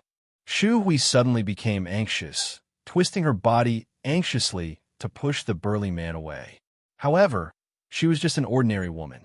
How could she resist the man's strength? In an instant, he grabbed her waist and pulled her into a small alley at the side. No. Let go of me, sister. Sister, save me. Wah! A loud noise was heard as several crazed, brawny men swung their hoes and iron rods and smashed open the two rice vats at the entrance of the food store. White rice flowed out with a gurgling sound. Many people rushed forward to grab the rice with their hands and fought over it. The situation was getting out of hand. Capture all of the riders. Don't let a single one off. At this moment, Emollien rushed over while holding Xiao Mu's small hand. "Yes, sir," everyone shouted in unison. 2,000 Imperial Guardsmen flanked the crowd from the left and right. They orderly scattered into 100 groups, holding long ropes and iron hooks. When they saw the vicious, brawny men, they urged their horses forward and hooked them down. Then, they used the long ropes to firmly wrap around their necks and urged their horses to whip them away. I'll make it 8. These 2 days are too busy during the day. I'll give you 10 on Saturday. Chapter 1381. The Great King's second consort Shu Quan also didn't expect that the situation would turn out to be this irreversible. When she returned to her senses, the person beside her anxiously reported, "Not good, Prince Consort. Fourth young miss has been separated from the crowd." How did this happen? Shu Quan's complexion instantly turned deathly pale, her body on the verge of collapse. Quickly go and find her." Shu Quan brought 8 bodyguards. Even if half of them wanted to go and find Shu Hui, the crowd was as turbulent as the sea, so the bodyguards couldn't squeeze out to find her. Actually, she had long told this fourth sister not to join in the fun. After all, Shiluo Street was really a bit chaotic. She was afraid that such a situation would occur, and she wouldn't be able to protect fourth sister. At that time, her mother would definitely be the first to not let her off. "Prince Consort, don't be anxious. Perhaps fourth young miss is fine. We can't squeeze out right now, so let's wait for the crowd to disperse a bit before we go." Shu Quan's complexion turned pale. Thinking back, at the beginning, the line was actually quite orderly. After everyone received their rice, they left in high spirits. However, as the waiting time grew longer and longer, some of the brawny men at the back of the line began to clamor impatiently. A perfectly good rice distribution trip ultimately turned into a violent riot. The most pitiful ones were those poor commoners who didn't even have the strength to truss a chicken. Those who escaped quickly were able to avoid this calamity, but those who were too slow had their fists swung at their heads. Just as they were feeling anxious, 2,000 imperial guards arrived with the crown prince and crown princess. The moment they arrived, the chaotic situation was under control. "His Highness? His Highness!" The Great King's second consort Shu Quan cried out in surprise and joy.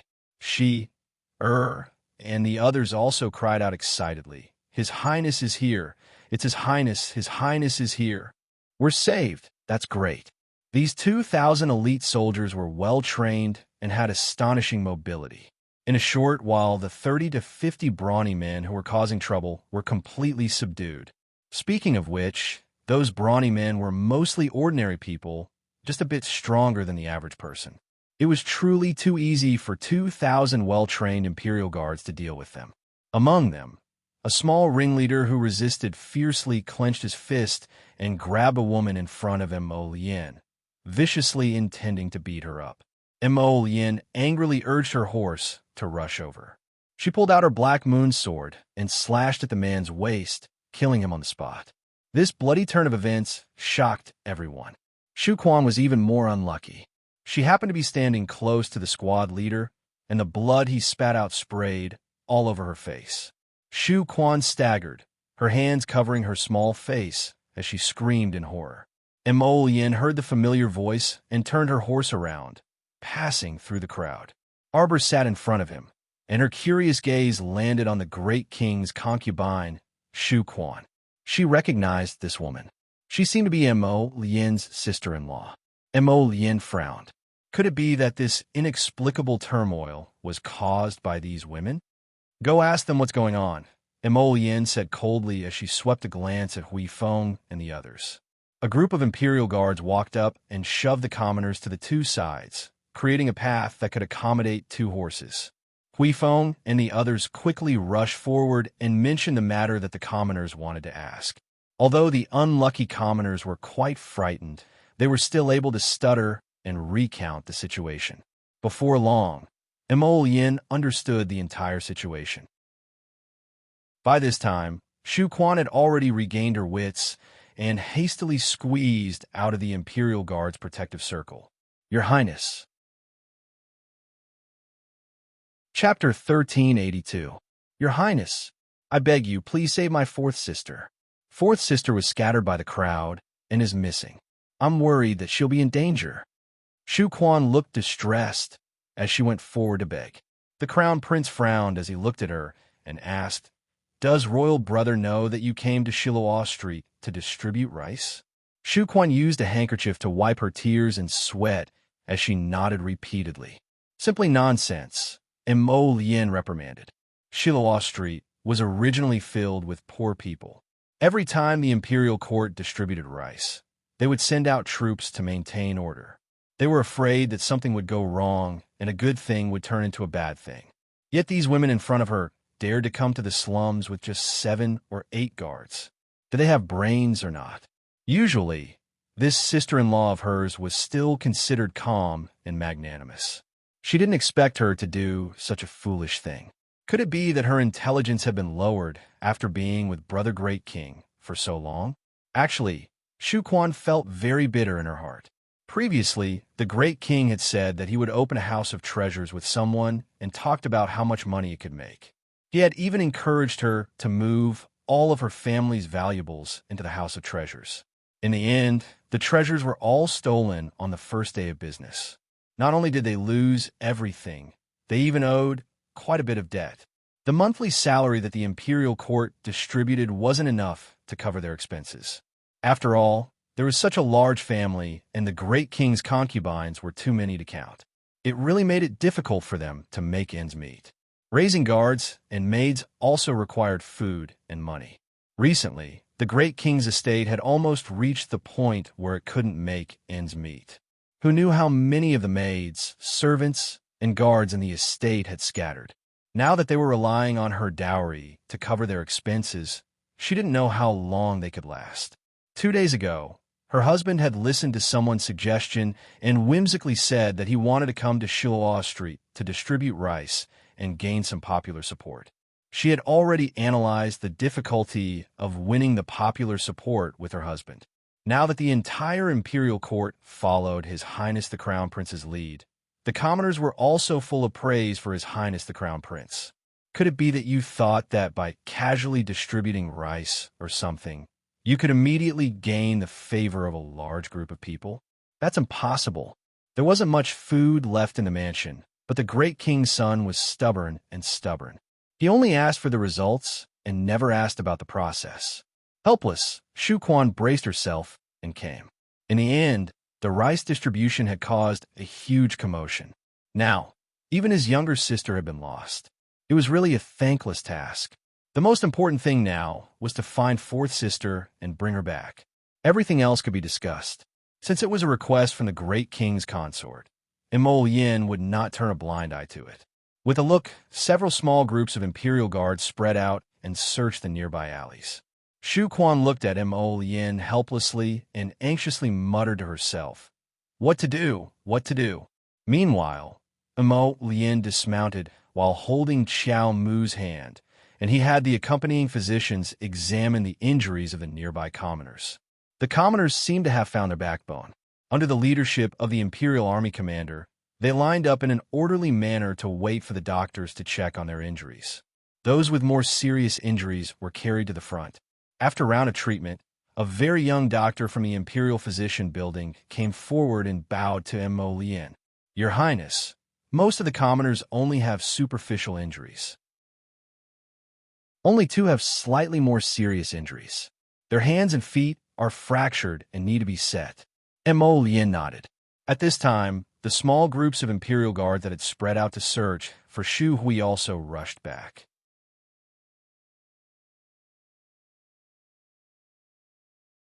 Chapter 1383. One of the captains respectfully bowed to Imol Yin and said, "Your Highness, we've searched everywhere, but we didn't find fourth young Miss Shu's figure." When Shu Quan heard that, she couldn't help but stagger. Her complexion instantly turned incomparably pale, and she felt dizzy as if she would fall to the ground in the next moment.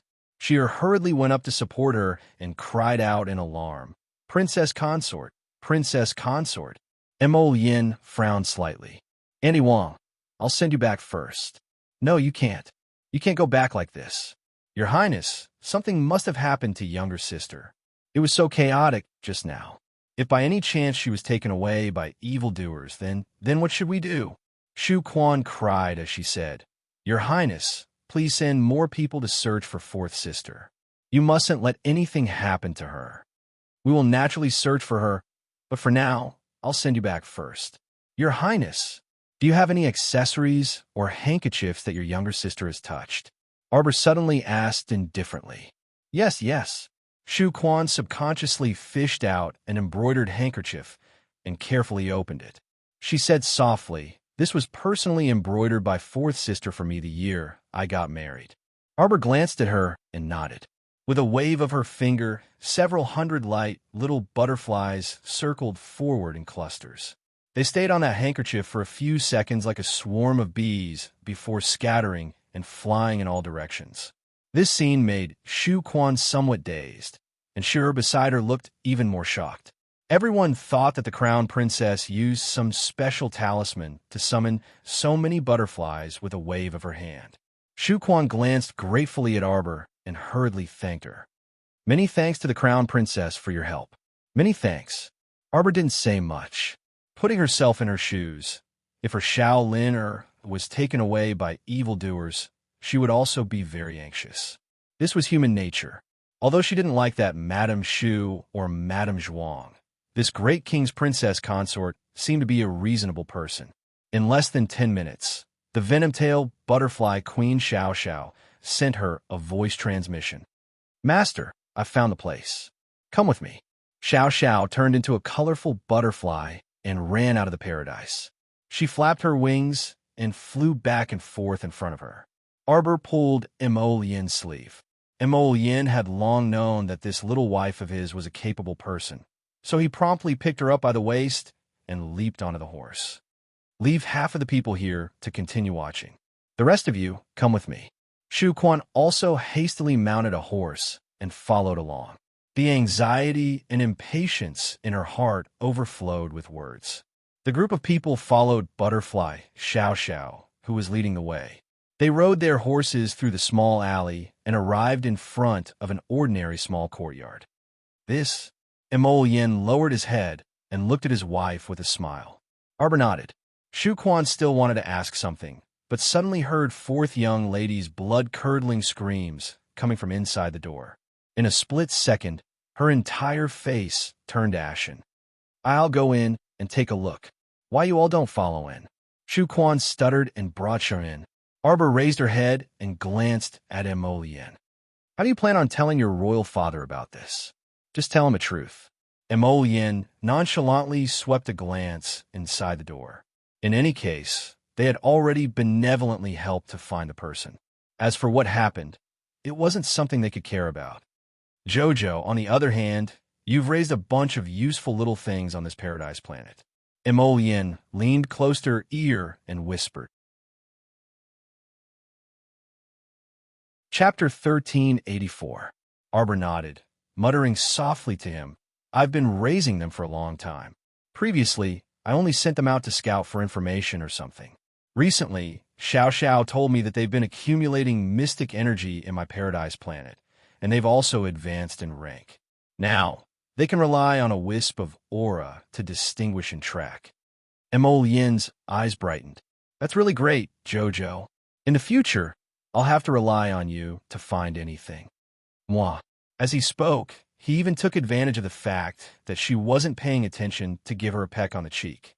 Xiao Mu's face instantly flushed red, and she looked around with a guilty conscience. However, she only saw the royal guards lining up behind them like door gods. They were all looking down, as if they hadn't seen anything at all. Her little fist hammered him hard, and she rolled her eyes at him. "Don't flirt." "I'm not flirting." Prince Mo had an innocent expression as he blinked at her and said, "I'm just communicating normally with my wife." "Haha, so funny." Arbor swept him a speechless glance. The crown prince immediately waved his hand, leaving behind 100 imperial guards to escort Shu Quan and her sister back. The rest continued to follow him back to South Shiluo Street, where they had caused a ruckus back then. By now, the buzzing crowd had already dispersed by quite a bit. The ground was littered with broken pieces, rubble, wooden shelves, and the like. Arbor's eyes flashed, and her gaze landed on a little girl who was sitting in front of a garbage dump on the street corner, bawling loudly. The girl's mother was currently hugging and coaxing a little boy, so how could she have the time to care about the little girl sitting on the garbage dump? This scene could be seen everywhere in the slums of Shiluo Street. Arbor shook her head. "Have you distributed the winter fruits from last time?" Mo Lian nodded. "It was handed over to Song Yuan. He did a pretty good job, getting a portion of the people to work. The winter fruits will be their monthly salary. Isn't that great? Xiao Mu also nodded when she heard this. She also did not advocate giving it away for free, especially those able-bodied young laborers. They absolutely could not be condoned for being carefree and abhorring work. Receiving rewards for labor was the right way to go. I've collected a lot of winter fruits. I'll give them all to you. Arbor handed over a dozen storage talismans to Mo Lien. Mo Lien was immediately displeased. No, how can I let my wife bleed every time? Arbor looked at him silently and told him honestly, it really can't fit anymore. It's all piled up on the ground outside the warehouse. You can go and see for yourself tonight. Mo Lien, all right, his little wife was too rich. Since the little rich woman didn't care, he would just keep it. He would just treat it as helping his wife to consume her food. If word got out, people would laugh their heads off. Helping to consume food? In this day and age, who didn't hide some food? Only this little oddball could do this. The defensive wall on the west side needs to be reinforced. When the time comes, I'll have official Song come to Shiloh Street to issue missions and then select the best able-bodied laborers. Presumably, as long as there are food supplies, there will be a lot of people willing to take on this easy mission. Arbor grunted and nodded her head like a chick pecking at rice. In Mo Lien's eyes, she looked especially cute, and he stared at her with a somewhat infatuated gaze. Arbor didn't notice his gaze at first, but when she did, she suddenly raised her hand to cover his eyes. You're not allowed to look. Bad person, he muttered and pulled down her little hand, beaming as he said, You're not allowed to stop me from looking at you. Chapter 1385. Arbor lightly spat at him. Who would have thought that after this guy got married, he would become impudent in front of others? He wrapped an arm around her waist and smiled at her with narrowed eyes. What are you spitting at? I only have you as my wife. So who else can I look at if not you? Wife, daughter-in-law. His demonic voice reverberated through the air that Arbor burst into laughter. Looking at this guy, she couldn't help but laugh. Shameless. She reached out to pinch his waist, but she felt that the muscles under his clothes were distinct and so stiff that it hurt her little hand. What do I need to be embarrassed about in front of my daughter-in-law? Mo Lien innocently rubbed against her. Don't mess around. Arbor pushed him away and looked up at him. I'm talking to you about something serious. Speak. I plan to come to Shaw Street tomorrow to distribute grain, but I have a condition first. I'll only distribute to the old, weak, women, and children. Those young and strong shouldn't even think about getting a grain of rice from me for free. The Crown Prince's eyes lit up. Jojo, you want to win over the hearts of the people for your husband, right? Arbor, I think you're thinking too much. A certain crown princess expressionlessly glanced at her husband. You're too good, Jojo. The crown prince was so happy that he wanted to fly. He hugged Arbor and was about to kiss her twice as a reward. Unexpectedly, darling Xiao reached out her small hand and covered his lips. Her stoic face expressionlessly swept over him.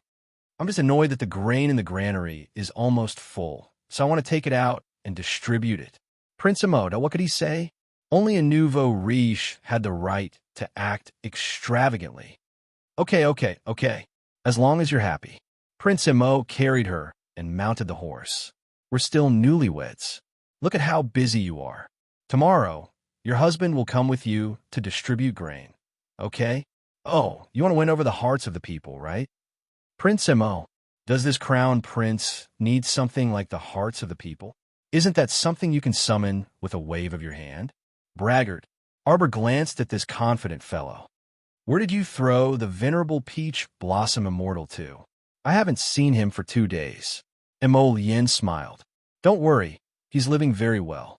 At this time, a certain venerable immortal, who was being talked about by Arbor, popped his head out from a pile of bejeweled nectar and raised his cup to Hidden Flower.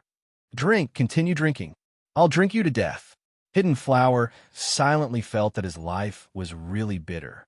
As His Highness subordinate, he had to run around pretending to be a corpse puppet to complete a mission, And then he had to be in charge of drinking with this venerable immortal who would collapse after one jug and whose alcohol tolerance was extremely poor. It was simply too much. He was the captain of the secret pavilion, but he ended up following such an unreliable master. Yin thought to himself, "Are you kidding me? How could he let such a big candle come and ruin his and his wife's wedding life? How could Arbor know that a certain black-bellied person would treat a venerable immortal like this?" Hearing this, he nodded without any suspicion. "It's right to treat him well. He's quite powerful. Who knows? We might need his help in the future." However, this deity-inviting talisman was a bit strange. Why was it that the venerable peach blossom immortal still hadn't returned after 3 to 5 days? Yin carried Arbor and rode towards the palace. She leaned close to her ear and whispered, "Jojo, you clearly saw that those women and children were pitiful, so you wanted to go and distribute grain." She even said that she had too much grain and couldn't put it down. This child was always stubborn. This little fellow had always been someone who only knew how to do things, but didn't say anything. Her personality was very worrying. Chapter 1386. If one didn't know her extremely well, they would more or less misunderstand her due to her expressionless stoic face. Yin lightly nuzzled her head. "It's fine. Even if the entire world doesn't understand you, there's still me who understands you." Arbor's gaze flickered, as if a string in her heart had been tugged. She looked up with her watery eyes and glanced at him. Clip-clop, clip-clop, clip-clop. A red horse galloped toward them as fast as lightning. Arbor turned around to look, and her small mouth involuntarily twitched. Huifeng's hobby is quite unique. He actually chose such a bright red horse. A black-clothed youth sitting on a red blazing horse was truly an extremely comical scene. I also think he's ugly riding it. Yin quietly complained to his wife. "Say, how great would it be if such a blazing precious horse were to sit on my Jojo? My Jojo is so beautiful, so wouldn't she be even more beautiful sitting on this blazing date horse?" Arbor actually nodded in agreement. That should be the case. The Royal Guard commander Huifeng, who had been listening to the young couple's complaints, couldn't help but want to roll his eyes.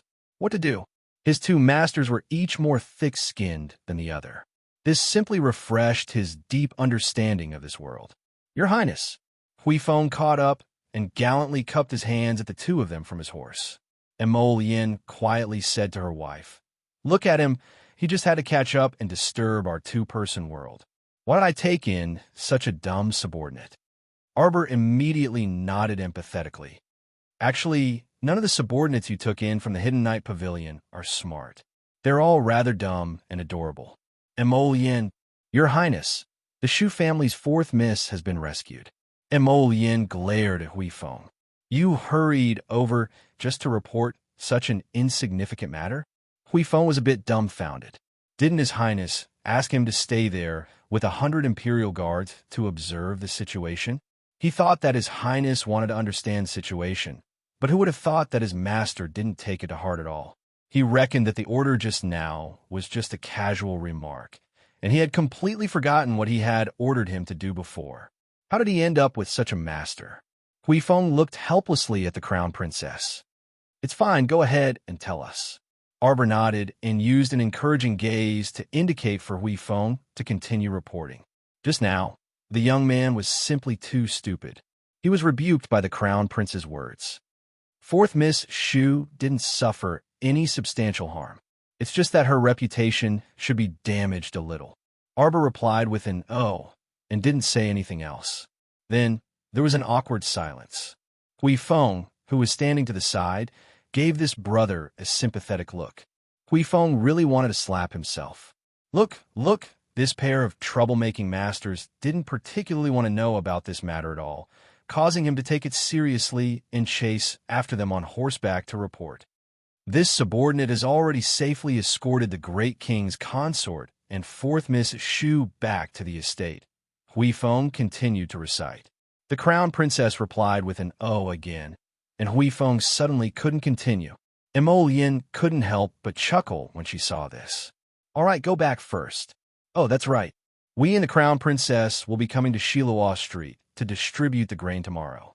You and Huifeng will make arrangements together and make sure everything is done properly. If something goes wrong and this Crown Prince loses face, you know what will happen. That's all for today. Tomorrow at 10 o'clock. Chapter 1387. The two shuddered simultaneously and nodded repeatedly. Yes, Your Highness. Arbor curiously looked at their constipated expressions and couldn't help but look up to ask Emollian, what's wrong with them? Oh, it's nothing. If they can't handle it, I'll throw them back to Marshall Mountain to continue training. It's just training. Looking at their constipated expressions, she couldn't help but suspect that Emollian made them do something that made them lose all hope in life. Prince Emo couldn't help but chuckle without saying anything. After the two of them rode back to the palace, the Crown Prince went to the king's palace to report the conflict this time to the old great king. The extremely bored Arbor took out the bone-forging pill the sapling gave her with a flip of her hand. Suddenly, she heard the sapling excitedly shout at her conscience, Master, Master, you're finally planning to use this bone-forging pill, right? No. The little stoic's 3 words immediately extinguished the sapling Chiochio's enthusiasm. This master was becoming more and more improper. I'm going to distribute rice tomorrow and return home the day after tomorrow. Arbor counted with her fingers as if she was familiar with her family's treasures. The day after tomorrow, I'll eat your bone-forging pill the day after tomorrow. She kept feeling that the sapling seemed to be obsessed with this bone-forging pill and didn't know if it would trick her. Oh, the sapling responded, Master, I'm telling you, I won't trick you. You'll know after eating it. This bone-forging pill is a very good pill. After eating it, your bone marrow and meridians will be greatly improved. The effect depends on the individual. Some people can be reborn from mortal bones to mystic bones, and some people can even reach spiritual bones in a single bound. Oh, Master, aren't you excited? Chio continued to prattle. I feel like you might become that person who reaches the heavens in a single bound.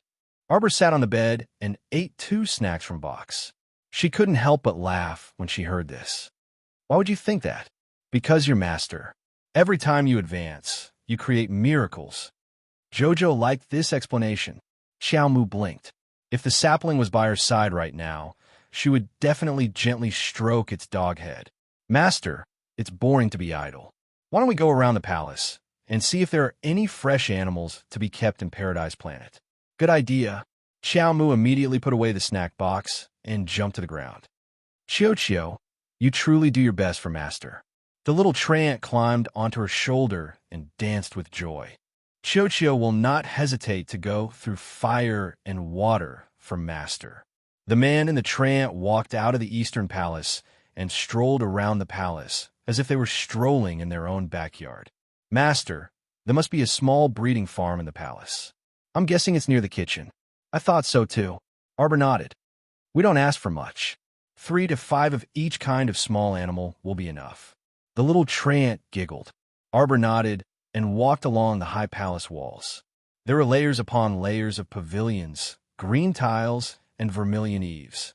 Whenever she met a palace servant who bowed to her, Arbor would just nod perfunctorily and pass by. A soft sedan embroidered with blue and white flowers turned a corner and bumped towards her. Xiaomu merely glanced at it absent-mindedly before walking over to the palanquin. A soft voice suddenly came from the sedan.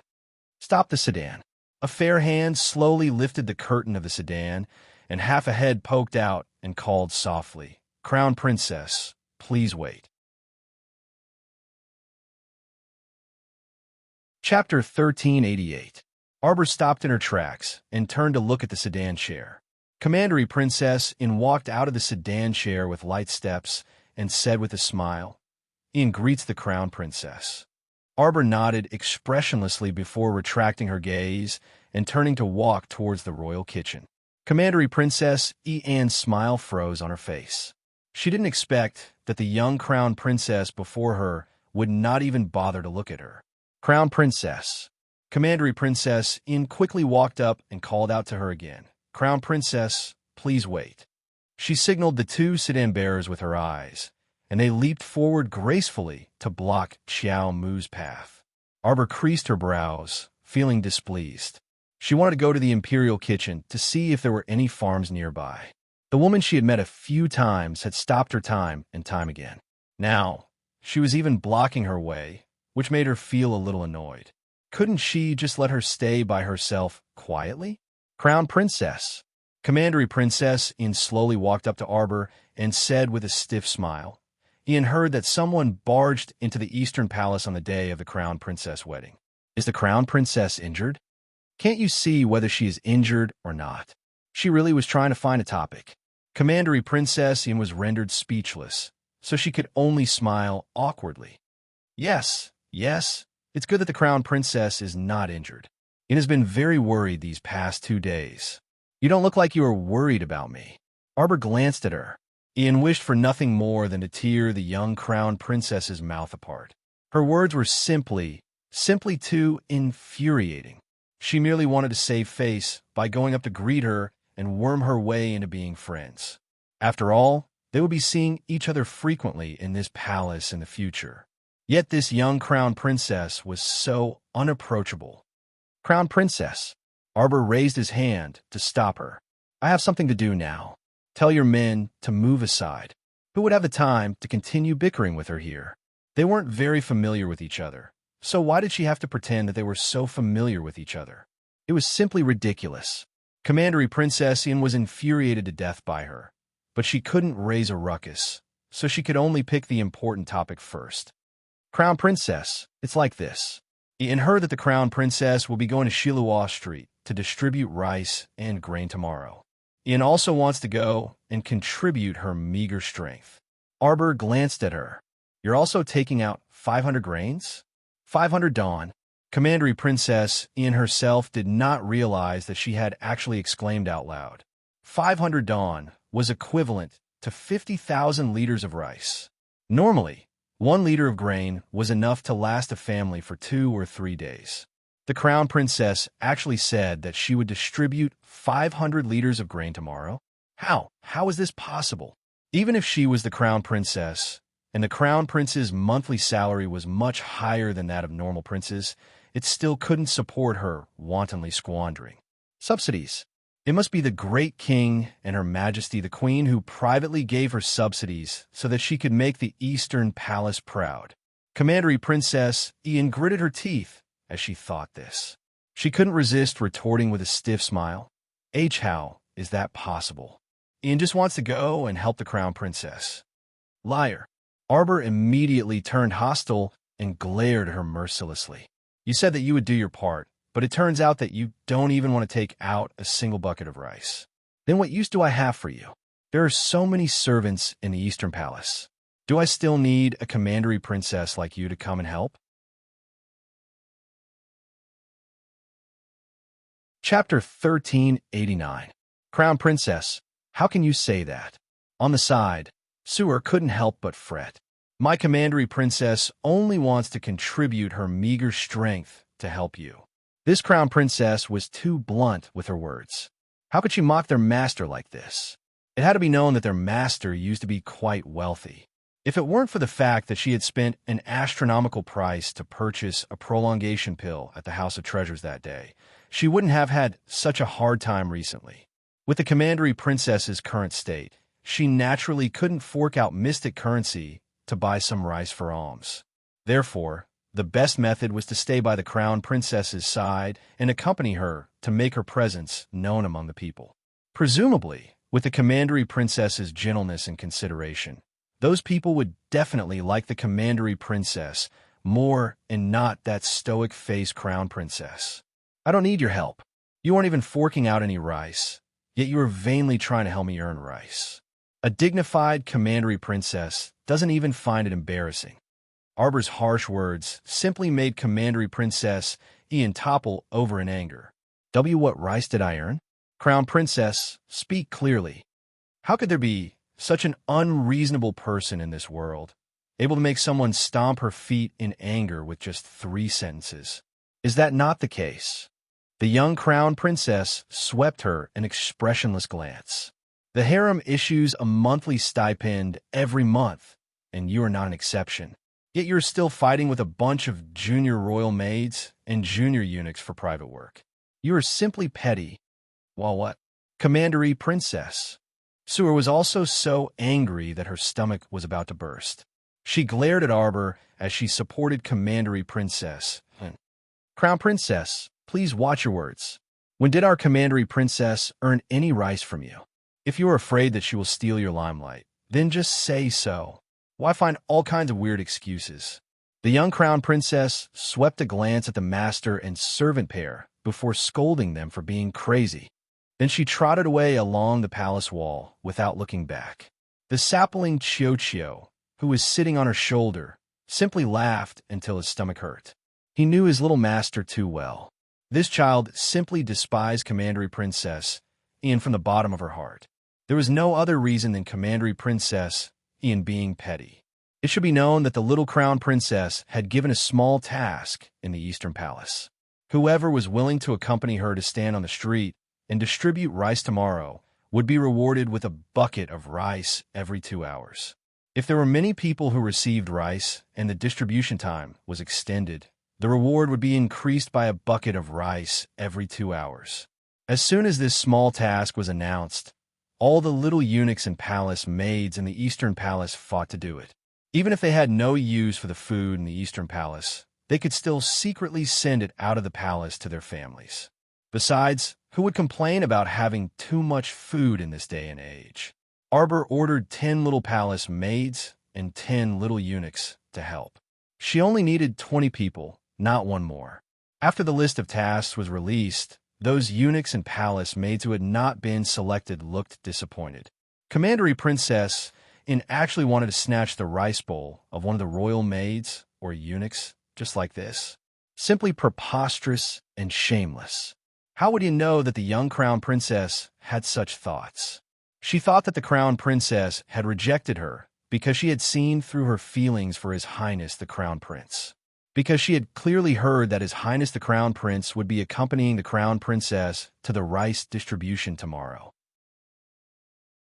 She only wanted to create more opportunities to interact with His Highness. Did she also have to be rejected? Commandery Princess Ian's eyes flickered as she watched the crown princess's departing figure in disappointment. Chapter 1390. Commandery Princess, this crown princess is truly too abominable. Suor grumbled. Why does Commandery Princess have to put up with her every time? Commandery Princess Ian's eyes flickered, and she said with a sneer, Let's return to the Longevity Palace to pay respects to the Queen Dowager. When a hidden guard came to report, the Queen Dowager was pruning her favorite jasper crabapple. Recently, this jasper crabapple had been a bit wilted. Perhaps it was because of the weather, but the Queen Dowager's heart ached terribly. She ordered people to move it back from the gardener's place and personally took care of it. After hearing the hidden guard recount the dispute between the Crown Princess and Commandery Princess, in word for word, the Queen Dowager was startled for a moment before suddenly bursting into laughter. The hidden guard twitched his mouth as he reported. This subordinate heard that the Crown Princess issued a mission in the Eastern Palace, and all the royal maids and eunuchs signed up. However, only 20 people stood out. This oddball Crown Princess. The rest of the people were randomly assigned by the master to follow along. Yet she actually gave them a reward and a quota for the trip. The Queen Dowager put down the scissors in her hand and nodded repeatedly with a smile. This granddaughter-in-law of mine is truly interesting. I actually feel that her methods are quite good. The servants indeed did not dare to disobey when she randomly assigned people. But how could they be as enthusiastic as when she used the mission reward to mobilize them? Since the royal maids and eunuchs have all volunteered to do this work, the rice distribution this time will definitely be completed quickly and smoothly. Just as she said this, Fenggu walked in with a sullen face and curtsied to Her Majesty the Queen Dowager. The Commandery Princess has come. The Queen Dowager's smile faded slightly, and she turned to look indifferently at Commandery Princess Ian, who had gracefully entered. Ian pays respects to the Queen Dowager. Commandery Princess Ian kept feeling that the Queen Dowager was lukewarm toward her these past 2 days. Even her gaze sometimes appeared extremely indifferent. Unlike in the past, when the Queen Dowager would beckon her to sit next to her with a smile every time she saw her. "Ian, is something the matter?" The Queen Dowager asked with a smile as she continued to prune the jasper crabapple, contemplating where to cut. This jasper crabapple was her favorite, so she absolutely could not let it die. Ian walked up with a glint in her eyes as she said with a smile, reporting to the Queen Dowager, "Ian wants to leave the palace early tomorrow morning." "Oh." The Empress Dowager glanced at her. "What's the matter?" Commandery Princess Ian said with a feigned smile. Ian heard that the great king's son Consort caused quite a stir when she went to Shiloh Street to distribute rice. On the other hand, some of the pitiful commoners on Shiloh Street had suffered injuries of varying sizes. Ian feels that they are very pitiful, so she wants to bring Sir over to pay them a visit tomorrow. The scissors in the Empress Dowager's hand paused for a moment before she smiled and said, "That won't be necessary. The Crown Prince has already reported to the Great King. Tomorrow, he will accompany the Crown Princess to Shiloh Street to take care of the injured and distribute some food to the old, weak, women, and children. I think that the Crown Princess's decision is very good. I have already agreed and sent Granny Jeanne to go with them." Commandery Princess Ian's heart skipped a beat. It turned out that the Queen Dowager already knew about this matter.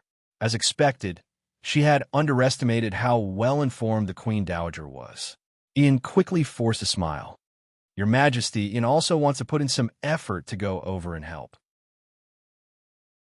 The Queen Dowager's hand that was holding the scissors tightened slightly. She shook her head and said faintly, "I don't think it's necessary.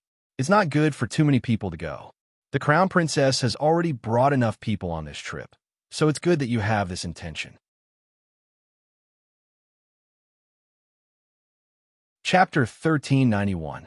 When Ian heard this, her pupils involuntarily contracted. No, it wasn't her misconception. The Queen Dowager actually rejected her. Her original intention was to complain to the Queen Dowager. It would be best if she could persuade the Queen Dowager to give the order to arrange for her to be part of the Crown Princess's entourage tomorrow. At that time, no matter how unwilling the Crown Princess was, she had the Queen Dowager's verbal edict. Could it be that the Crown Princess could still make things difficult for her? As long as she had a few more chances to interact with His Highness the Crown Prince and let him clearly see her gentleness, generosity, and beauty, then there would still be a lot of hope for her future. But now, the Queen Dowager actually rejected her. Could it be that she had done something wrong that caused the Queen Dowager to dislike her? Commandery Princess Ian was perplexed, but she had no other solution. The Queen Dowager had already spoken, so she couldn't pester her any further to avoid incurring Her Majesty the Queen Dowager's disdain. After she left, Fongu couldn't resist scolding. "In the past, I didn't realize that the Commandery Princess was such a pretentious person. Now that I look at it, she really has gone overboard with her pretense." Isn't that so? The Crown Princess had clearly rejected her going to help, yet she still dares to beg Her Majesty now. Nanny Jeanne also retorted angrily. What does she think of herself as the Queen Dowager? If Her Majesty the Queen Dowager really agreed to her request and stuffed her into the Crown Princess's entourage, what would the Crown Princess think? The Queen Dowager sighed and said with a shake of her head, "I still remember when she was young. When I brought her into the palace, she was only 9 years old. At that time, she was so small and skinny, like an overly frightened small animal. She would panic at everyone she saw. For a whole half a year, she would wake up from nightmares in the middle of the night every time. That's right. Her Majesty the Queen Dowager personally brought her to her bedchamber and took care of her for half a year." Fongu gritted her teeth and said, "Yet unexpectedly, she raised an ingrate who would poison Her Majesty the Queen Dowager now. This old servant still feels that we should send the Commandery Princess far away as soon as possible or marry her off as soon as possible." Nanny Jeanne also said coldly, "You should know that if there's a first time, there will be a second time. She can often enter Her Highness's bedroom, Who knows if there will be a next time? The Empress Dowager let out a long sigh, put down the scissors in her hand, and glanced at the wilted jasper begonia. This flower can't grow long. It's the same with people. They will go astray if they are raised. I don't know when they will go astray. Your Highness, don't worry. This jasper begonia can still be saved. This servant will post a mission in the city tomorrow and invite the best gardeners into the palace. The next day, the crown princess woke up early in the morning and led 20 junior palace maids and eunuchs, setting off with the crown prince's group towards Shiloh Street in a grandiose manner. The accompanying 1,000 imperial guards maintained order. When they arrived at the entrance of Shiloh Street, a group of junior palace maids and eunuchs began to set up a stall, dividing up the work and working together very quickly. 2 young eunuchs stood in front of several rice buckets, waiting for orders. The other 2 eunuchs held a booklet for registering grain, ready to record at any time. Very quickly, a queue formed at the entrance of Shiloh Street. The junior leader of the Imperial Guards maintained order while constantly reminding the commoners in the queue. Have you all seen the announcement? Elderly people who have reached the age of 55 and children under the age of 16, regardless of gender, can receive 5 liters of rice. Don't push and shove each other. And even more, don't cut in line. Once it is discovered that someone is disrupting order, your qualifications to receive it will be revoked. Everyone's hearts burned, and their expressions were slightly agitated as they whispered to each other and discussed animatedly, continuing at night. Chapter 1392. The notice had been posted yesterday, and the conditions for receiving rations were very generous. Moreover, each person could receive 5 liters of rice. This was simply like a pie falling from the sky, making everyone overjoyed. Mystic cultivators, body cultivators, and the like, be more self-aware. Today's rations collection event does not include people with special abilities. Once they are tested to have mystic energy or other abilities and come to falsely claim rations, they will all be arrested and thrown into prison. The head of the royal guard strapped himself on a golden saber and stood in front of the line, loudly shouting to maintain order.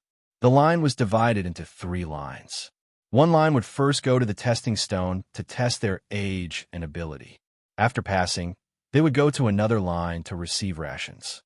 After receiving their rations, they would go to the 3rd line and stamp a red mark on their elbows to indicate that they had received their rations.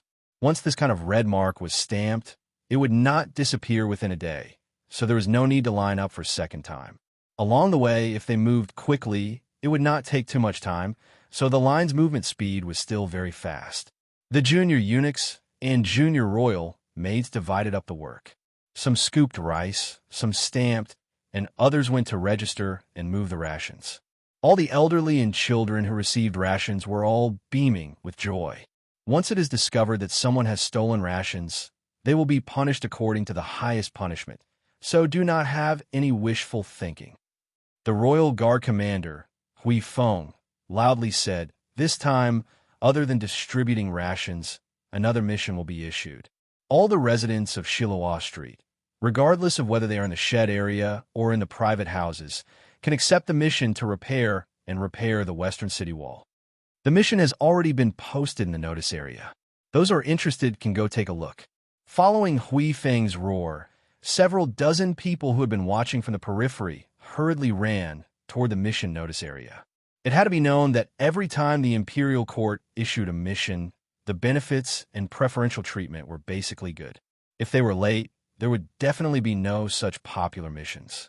At the same time, in a dilapidated temple in Shiloh Street's old district, sunlight passed through the pillars and beams covered in cobwebs and slowly shone in, sprinkling in front of an old Buddhist shrine.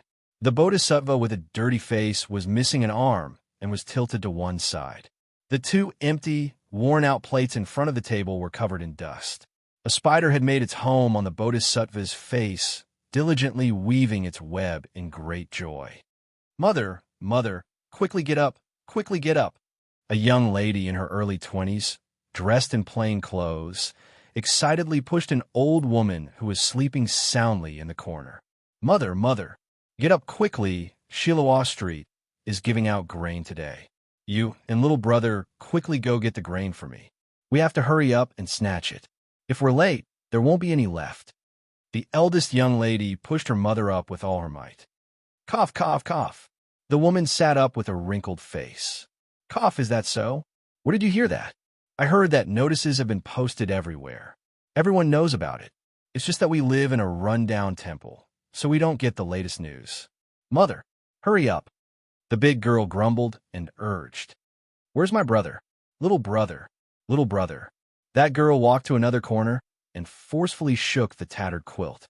She went up and kicked that thin and weak lad as she angrily scolded, "You're really useless. To think that you're a level 2 mystic cultivator.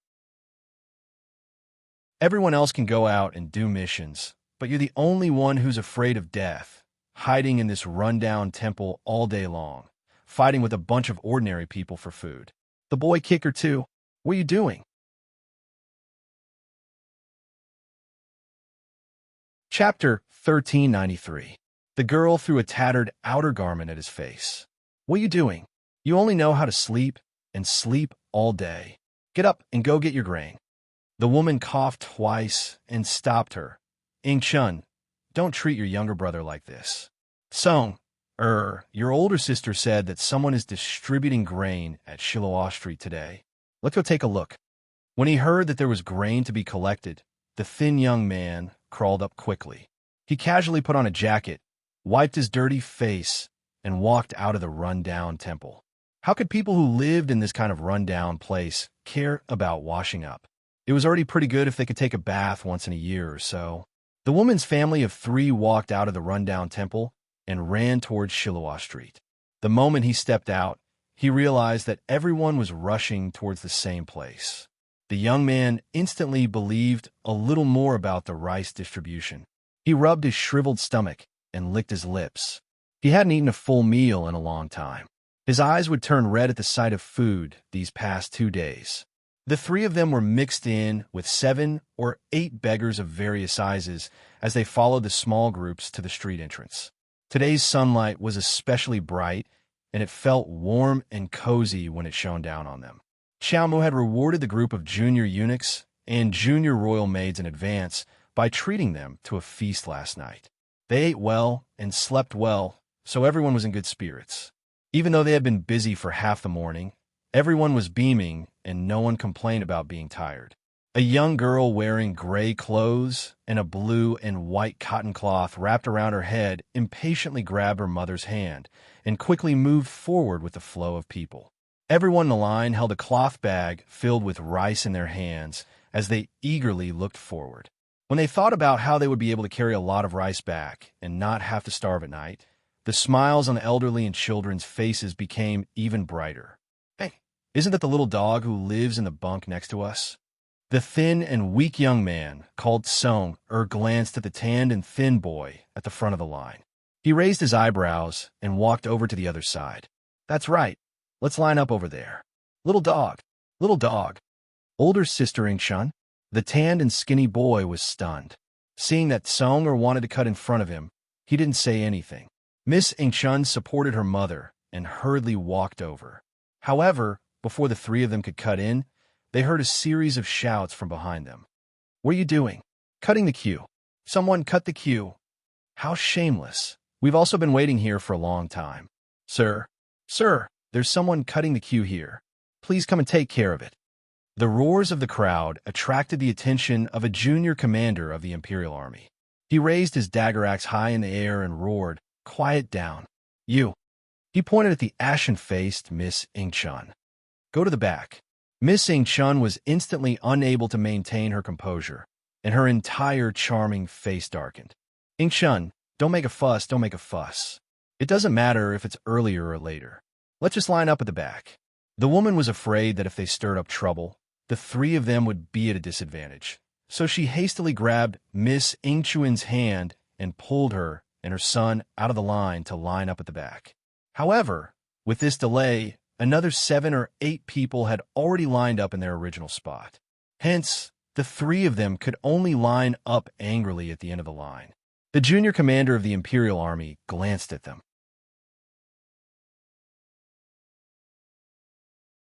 Chapter 1394. She suddenly said loudly, "I'll remind the newcomers again. There's an age limit to receiving grain. Young adults between 16 and 55, especially mystic cultivators, body cultivators, and superhumans, are not within the range of receiving grain. Don't waste time trying." Huh? The woman instantly grabbed her daughter's hand in panic and quietly said, "Chun, our ages aren't within this range. Also, your younger brother is a mystic cultivator. Mom, don't be nervous for nothing. They're just scaring people. Look at your frail and aged appearance. Who would believe you're not 55 when you walk out?" Miss Chun looked forward and narrowed her eyes slightly. She saw a dozen or so huge rice barrels piled up in front of Shiloh Street's food stall. The rice inside was piled high into a mountain, and each grain was plump and eye-catching. The sun gradually rose higher in the sky, and the early spring sunlight melted the chill. At noon, the temperature rose, and the crowd began to stir. Why is it so slow? Is the line moving or not? It really is quite hot. A plump old woman pulled at her collar and wiped away her sweat. The woman was hot and anxious, and beads of sweat seeped out of her forehead. She unbuttoned the two buttons that bound her collar and cautiously turned her head to glance at her daughter. "Chun, will there really be no problem? What can happen? Don't worry." The young lady called Chun impatiently said, "When we have rice, we can cook a big pot of rice porridge tonight. It'll be even better if we can get a few meat buns." The old woman hadn't smelled meat in a long time. When she heard her daughter say this, she felt her mouth salivate and couldn't help but swallow. "Hey, it's moving, it's moving. The line is moving a bit faster." The people in front happily called out and moved forward along with the slowly advancing line. "Mom, I want to eat 2 big bowls of rice tonight," Summer called out. Okay. The woman coughed a few times and repeatedly nodded with a smile. "Mom will cook for you. Mom will cook for you." Chun immediately said in dissatisfaction, "What rice? Eat porridge. If we cook porridge with 10 liters of rice, it's enough for a family of 3 to eat for more than a month if we eat sparingly." Song immediately harumphed. I want to eat, Mom." All right. The woman glanced at her son with pity and sighed. "Chun, your younger brother doesn't have enough to eat every day. If your younger brother and I can each receive 5 liters of rice today, our family will have a full meal no matter what." Miss Chun didn't utter a word. She had nothing to say when she thought of the difficulties and hardships she had gone through during this period of time. The woman slowly moved forward with the line. At this time, there were already hundreds of people behind them. In fact, the speed at which the procession was moving forward was not slow. It was just that they were waiting anxiously and felt that time was passing very slowly. At this moment, as they looked at the rice bucket that was getting closer and closer to them, their eyes slowly began to shine. Suddenly, the woman lifted her dirty sleeve to wipe her eyes. She blinked hard as if she couldn't believe what she was seeing. When she opened her eyes again, she suddenly exclaimed, Chun, come and see. That person? That. The girl sitting there, she. Her? Is she the eldest daughter of the first branch? What main branch? The girl named Chun followed her mother's finger and looked forward. Her eyes immediately went blank. Chapter 1395. Who is that? She reflexively lowered her head to glance at her own dusty clothes, then at the fair and tender little girl sitting at the front of the line. She simply couldn't believe her eyes. She was wearing a plain-colored top, a lake-colored satin gauze robe on the outside, and a jewel-colored silver silk skirt on the bottom. Her black hair was loosely tied into a bun, and the remaining 2 strands of hair brushed against her cheeks. Her creamy left hand wore a lustrous bracelet embroidered with green bamboo, and her right hand wore a pair of gold-threaded bracelets dotted with emerald blue. A lake-colored belt was tied around her waist, and a sachet of flowers of the same color was hanging from it. She sat silently next to a handsome man her eyes fixed on the moving crowd in the line. No, it's not her. Mom, you've got the wrong person. How could such a refined and elegant noble lady be the eldest daughter of that pair of villagers in Kyoto Village? Even if she was beaten to death, she wouldn't dare believe it. No, Mom recognizes that stoic face of hers. Madame Naily shouted agitatedly. If she really is the eldest daughter of the eldest branch, then everything is easy to discuss. We're all relatives, so wouldn't it be better to ask her for more rice? No, it's impossible, impossible. Xiao Yingchun bit her lip and suddenly reached out to grab an Annie behind her. Annie, take a look. Who is that young lady sitting in front? Io. That auntie softly cried out in pain, but her eyes also looked forward. She then smiled. You don't even recognize her. That's the Crown Princess, our northernmost Crown Princess. This rice distribution event was single-handedly hosted by the Crown Princess. In this entire northern MO, other than our Crown Prince and Crown Princess, who else could be so generous as to distribute 5 liters of rice to each person? Xiao Yingchun's expression instantly turned extremely unsightly. She didn't believe it. Didn't believe that that little village girl could actually become the Crown Princess? Seriously, what kind of joke was this? She was only a village girl. How could His Highness the Crown Prince marry a village girl? He must have been deceived. No, she had to expose her identity, to expose her true colors. Yingchun, what are you doing, Yingchun? Madame Li hurriedly grabbed her hand and said, It's almost our turn. Don't be so anxious. Did you forget that we were pushed to the back of the line? Don't waste all your previous efforts. 52 years old. You're not in the age range. Leave this place immediately. After the ashen-faced woman was pulled out of the crowd, she cried and threw a tantrum. Sir, please have mercy on me. Rules are rules. Let's go. Huifeng waved his hand and immediately had the woman thrown out of the crowd. Upon hearing this, Madame Li's body trembled and she hastily tugged at Xiao Yingchun's hand, asking in a low voice, Yingchun, what's that? How can you tell his age? That's a testing stone. It's used to test talent and age. It's usually used by mystic cultivators to test their levels. Xiao Tsung's expression turned ugly.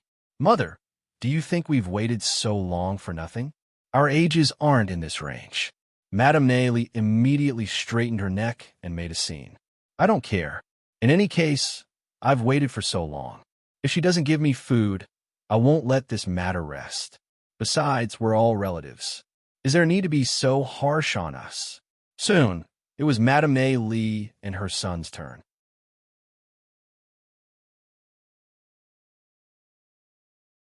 Chapter 1396. Xiao Yingchun coldly stood at the front of the line, and her sword-like gaze landed on Arbor. Xiaomu wasn't an idiot. She quickly detected this kind of pressuring gaze and looked up in the direction of the gaze. When she saw Madame Li and Xiao Yingchun, she couldn't help but be startled. She still remembered that when she led Brother Xiao to trigger his meridians in Shizhou City, she bumped into Madame Li and her children. After that, she never saw this outrageous family of 3 again. The next time they met was 7 or 8 years later. However, looking at their beggar's attire and haggard appearance, they probably didn't live as they wished. Come and take the test, the junior royal maid called out. Madame Li was blindly excited and pushed away the royal maid's hand. She coughed excitedly and hastily walked up to Arbor. You're Arbor from old Xiao's eldest branch, right? Me. Second Annie. Jojo, do you still remember me? Second Annie, ahaha. As he said this, he actually laughed out loud in joy. His laughter was like a few ducks swimming in a lake. Arbor didn't think there was anything to be happy about meeting Madame Li's family. The first time they met was in Kyoto Village. Madame Li brought her precious daughter Xiao Yingchun and wanted to rob her of her supplies without any explanation. After she chased them away, she even ran to elderly Lady Qiao's place to instigate her. The second time they met was in Shizhou City. At that time, she brought Brother Xiao to the Mystic Cultivator Association to trigger his meridians. Then, she got into a conflict with Xiao Tsung's master, Uncle Masterby from Daybreak Sect. That was also her first time meeting Murong's son. From the looks of it, nothing good happened every time she met Madame Ne Li and her children. Come and take the test. The junior royal maid angrily roared and immediately dragged the excited Madame Ne Li to the testing stone to press her handprint. 50 years old, a normal person. 50 years old doesn't fit the age. Throw her out, Arbor coldly said. Prince Mo glanced at Madame Ne Li and her children, but didn't say anything. When Madame Li heard that she was going to be thrown out of the line and wouldn't be able to get half a grain of rice, her eyes immediately turned red. She coughed loudly and said, let me go, let me go. You cursed little beast. How could they be so cold-blooded and heartless to their own relatives? In terms of seniority in the family, I am your second aunt. Xiao Tsong was also anxious. He pointed at Arbor and said, You're Arbor. You're Arbor, right? A trace of hidden hatred flitted through Xiao Yingchuan's eyes. She suddenly pushed aside the crowd and dashed forward. With a plop, she knelt down in front of Mo Lian. Your Highness the Crown Prince, you must be His Highness the Crown Prince. This commoner greets, Your Highness. Your Highness, this humble girl has something to report. Your Highness, you mustn't be deceived by this little village girl beside you. She wasn't the daughter of a noble family. She's just a village girl. She's not worthy of your noble status. She was a village girl from Quoto Village. Your Highness.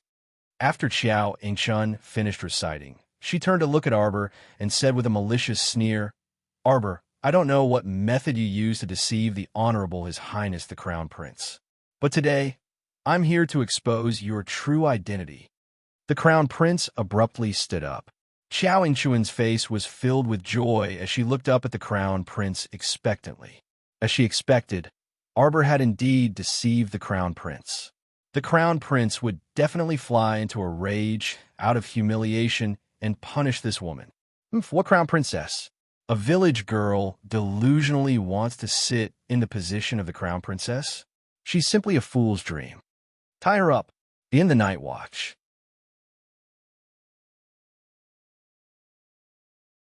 Chapter 1397. Prince Mo's handsome face was taut as he pointed at Xiao Yingchun and her children. Disruptors go to jail. A cold voice rang out mercilessly, causing Xiao Yingchun and her children's faces to turn ashen. How was that possible? It couldn't be. She was clearly there to expose this woman's true identity. So why didn't His Highness the Crown Prince arrest Arbor instead of the three of them? Xiao Yingchuan's eyes widened in shock. Her mother, Madame Ne Li, was already trembling in fright. She hastily dragged Xiao Yingchun back and screamed, No, don't. Madame Ne Li grabbed her children's arms tightly and shielded them behind her with all her might. Don't imprison my children. If you want to imprison me. A week ago, their family of three finally arrived at the Mo Kingdom base after going through countless difficulties and dangers. They always thought that they would definitely have good days in the future, but they didn't expect that they would face the crisis of being imprisoned just because they came to collect rice. Xiao Yingchun and Xiao Tsong were also quite frightened. Their bodies trembled as they hid behind Madame Ne Li, and their eyes were filled with terror as they looked at Arbor. Arbor didn't even bother to look at them. She was already familiar with Madame Ne Li's family of three. The three of them were all brainless, so what was the point of bickering with a few brainless people? Xiao Yingchun, I didn't expect you to only grow older, but not wiser these few years. You're already so old, yet you're still so stupid. Arbor mocked expressionlessly. Looks like you're quite lucky to be able to survive in this chaotic world for so long. What did you say? Xiao Yingchuan's face flushed with anger, but her mother tightly grabbed her wrist. Arbor coldly glanced at her, causing Xiao Yingchun to swallow back the words she had yet to utter. What are you still standing there for? Rules are rules. Anyone who dares to cause trouble during this rice distribution operation will be imprisoned, Mo Lian said indifferently. Imperial guards immediately strode over and surrounded Madame Ne Li and her children. Don't arrest me. Don't arrest me. Xiao Tsong immediately cowered and shrieked in panic. It's that woman's fault for speaking nonsense. Arrest her. Arrest her. Don't arrest me. I didn't say anything. "You coward, what are you saying?" Xiao Yingchun shrieked and stepped forward, wanting to kick Xiao Kong. However, she was held down by a few Imperial Army soldiers, and no matter how she struggled, she was unable to break free. Arbor coldly glanced at them and waved his small hand as if he was shooing away flies. The Imperial Guards immediately responded with a yes and dragged the Qiao family's mother and sons out of the crowd. Arbor, how could you treat old Qiao's relatives like this? Arbor, I want to see your parents, Arbor. Madame Li seemed to have been slapped twice, so she could only obediently shut her mouth. Did you see that? There was an age limit for receiving grain today. Let me remind you again. Don't come here hoping that you'll get lucky. Once you're found to be an imposter, all of you will be imprisoned. Imperial Army Commander Hui Feng repeated the rules over and over again. Arbor swept a glance over the crowd and did a head count.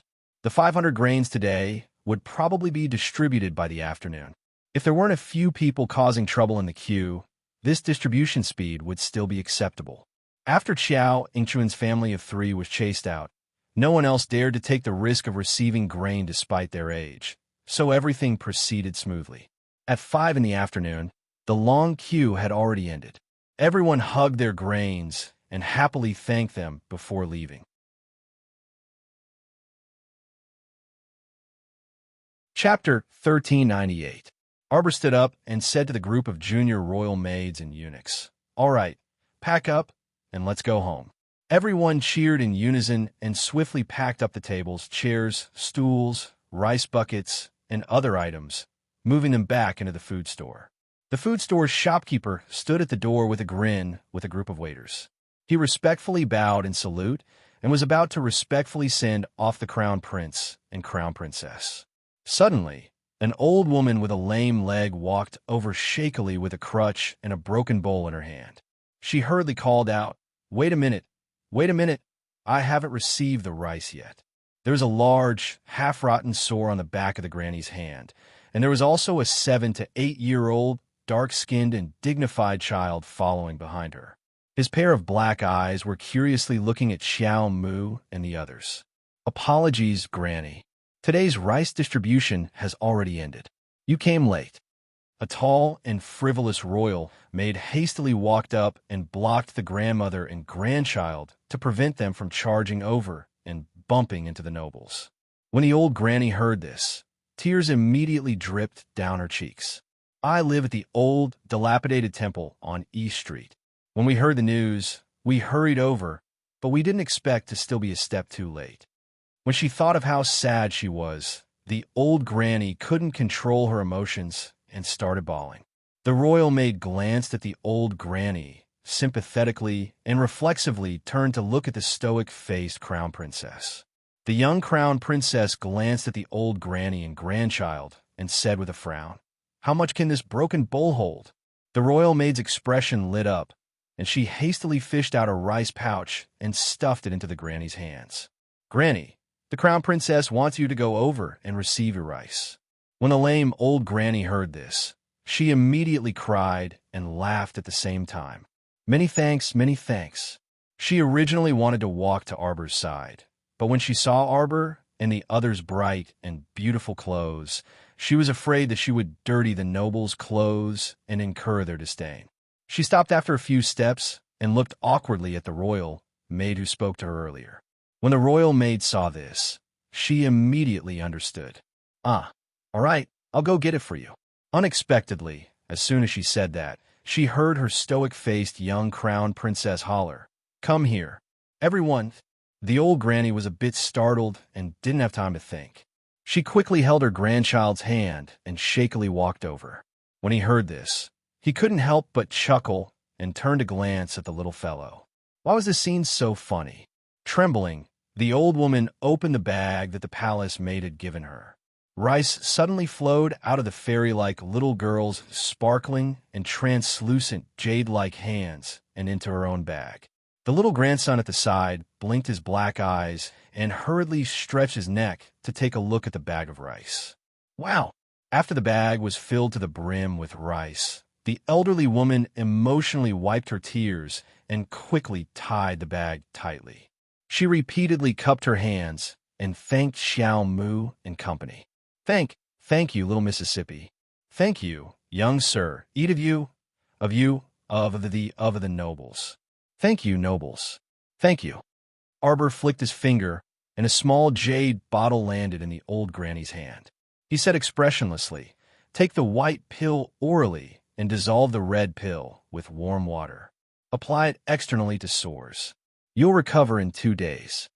The old granny was startled, and her eyes immediately widened.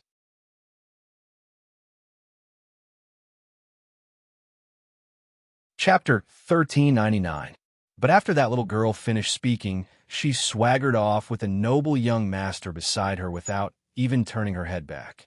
After the two of them returned to the Eastern Palace hand in hand, Arbor's heart stirred, and he called out for Sapling to drag them into Paradise Planet. "Yesterday, I caught quite a few small animals from the palace's farm. Do you want to come over and take a look?" Arbor pulled his hand in high spirits. With a thought, they came to Sapling's newly built farm. They saw a large open space in front of the magnetite mine, enclosed by a fence that was half a person's height. Inside, several kinds of animals were being raised, most of which were common animals like pigs, cows, sheep, chickens, ducks, and so on. Sure enough, there were only 3 to 5 of each kind, and they were all alone inside. Arbor looked up at Emolien and said, "Look, we don't have to worry about lacking meat and poultry in the future. Master, do you want to come and take a look at the spiritual tea tree?" "Okay." Arbor pulled Emolien's hand, and the two of them teleported to the center of the entire paradise. This spiritual tea tree was planted in the center of the paradise. It was very open all around, without any shelter. The peach blossom trees were also transplanted to a slightly further place. At this time, this spiritual tea tree was still only a small seedling as thin as a bean sprout. The two of them squatted in front of the spiritual tea tree and carefully looked at it. Xiaomu blinked and asked, "Chio, this spiritual tea tree is still so small even after so long. When exactly will it grow up?" "Aya, right now, Little Water and Little Earth are still in closed-door cultivation. After they come out, there will be sacred water to nourish the sacred soil to cultivate it. Plus, I'll pull the seedling to help it grow, accelerate its growth. In this way, it should be very fast." Arbor nodded his little head. "Then when will they wake up?" "I think it's about time. At most, another 10 days to half a month." Arbor hurriedly nodded. "Okay, then this spiritual tea. Will something happen to people in the profound realm when they drink it?" "Yes. They can't withstand this spiritual energy, and their bodies may explode. But Master's situation is different. In any case, you can use spiritual energy now." "Then I can't give it to grandmother." Arbor tilted his head, and his eyes suddenly lit up. "Emolien, come with me." Their figures flashed, and when they appeared again, they were already behind the peach blossom slope. The maple pavilion stood on the slope where peach blossoms fluttered in the wind. The longevity tree, with its colorful, ball-shaped flowers, was moved to the side of the maple pavilion. On the other side, there was an especially huge mutated peach tree. This peach tree was the one that had been nurtured by little soil. At this moment, it was like a towering tree that towered into the sky. It was covered in fruits, and each peach was as big as a wash basin. It was so big that it was a bit exaggerated. "How about I give grandmother a pair of peaches for her birthday? Then, I'll use high-grade longevity grass to make 2 longevity pills for her. What do you think?" Arbor muttered, "It's a pity that the longevity tree hasn't borne fruit yet. Otherwise, I can make 2 longevity pills for grandmother." The effect of the longevity pill was naturally incomparable to the longevity pill. However, looking at the longevity tree's current state, who knew how long it would take for it to bear fruit? "Baby, it's already very good." Emolien cupped her little face and praised. "Grandmother will be very happy." Arbor nodded. Suddenly, his eyes flickered, and he saw a small snake head poking out from between the leaves of the longevity tree. A pair of big, watery, cute eyes blinked as it looked at Arbor.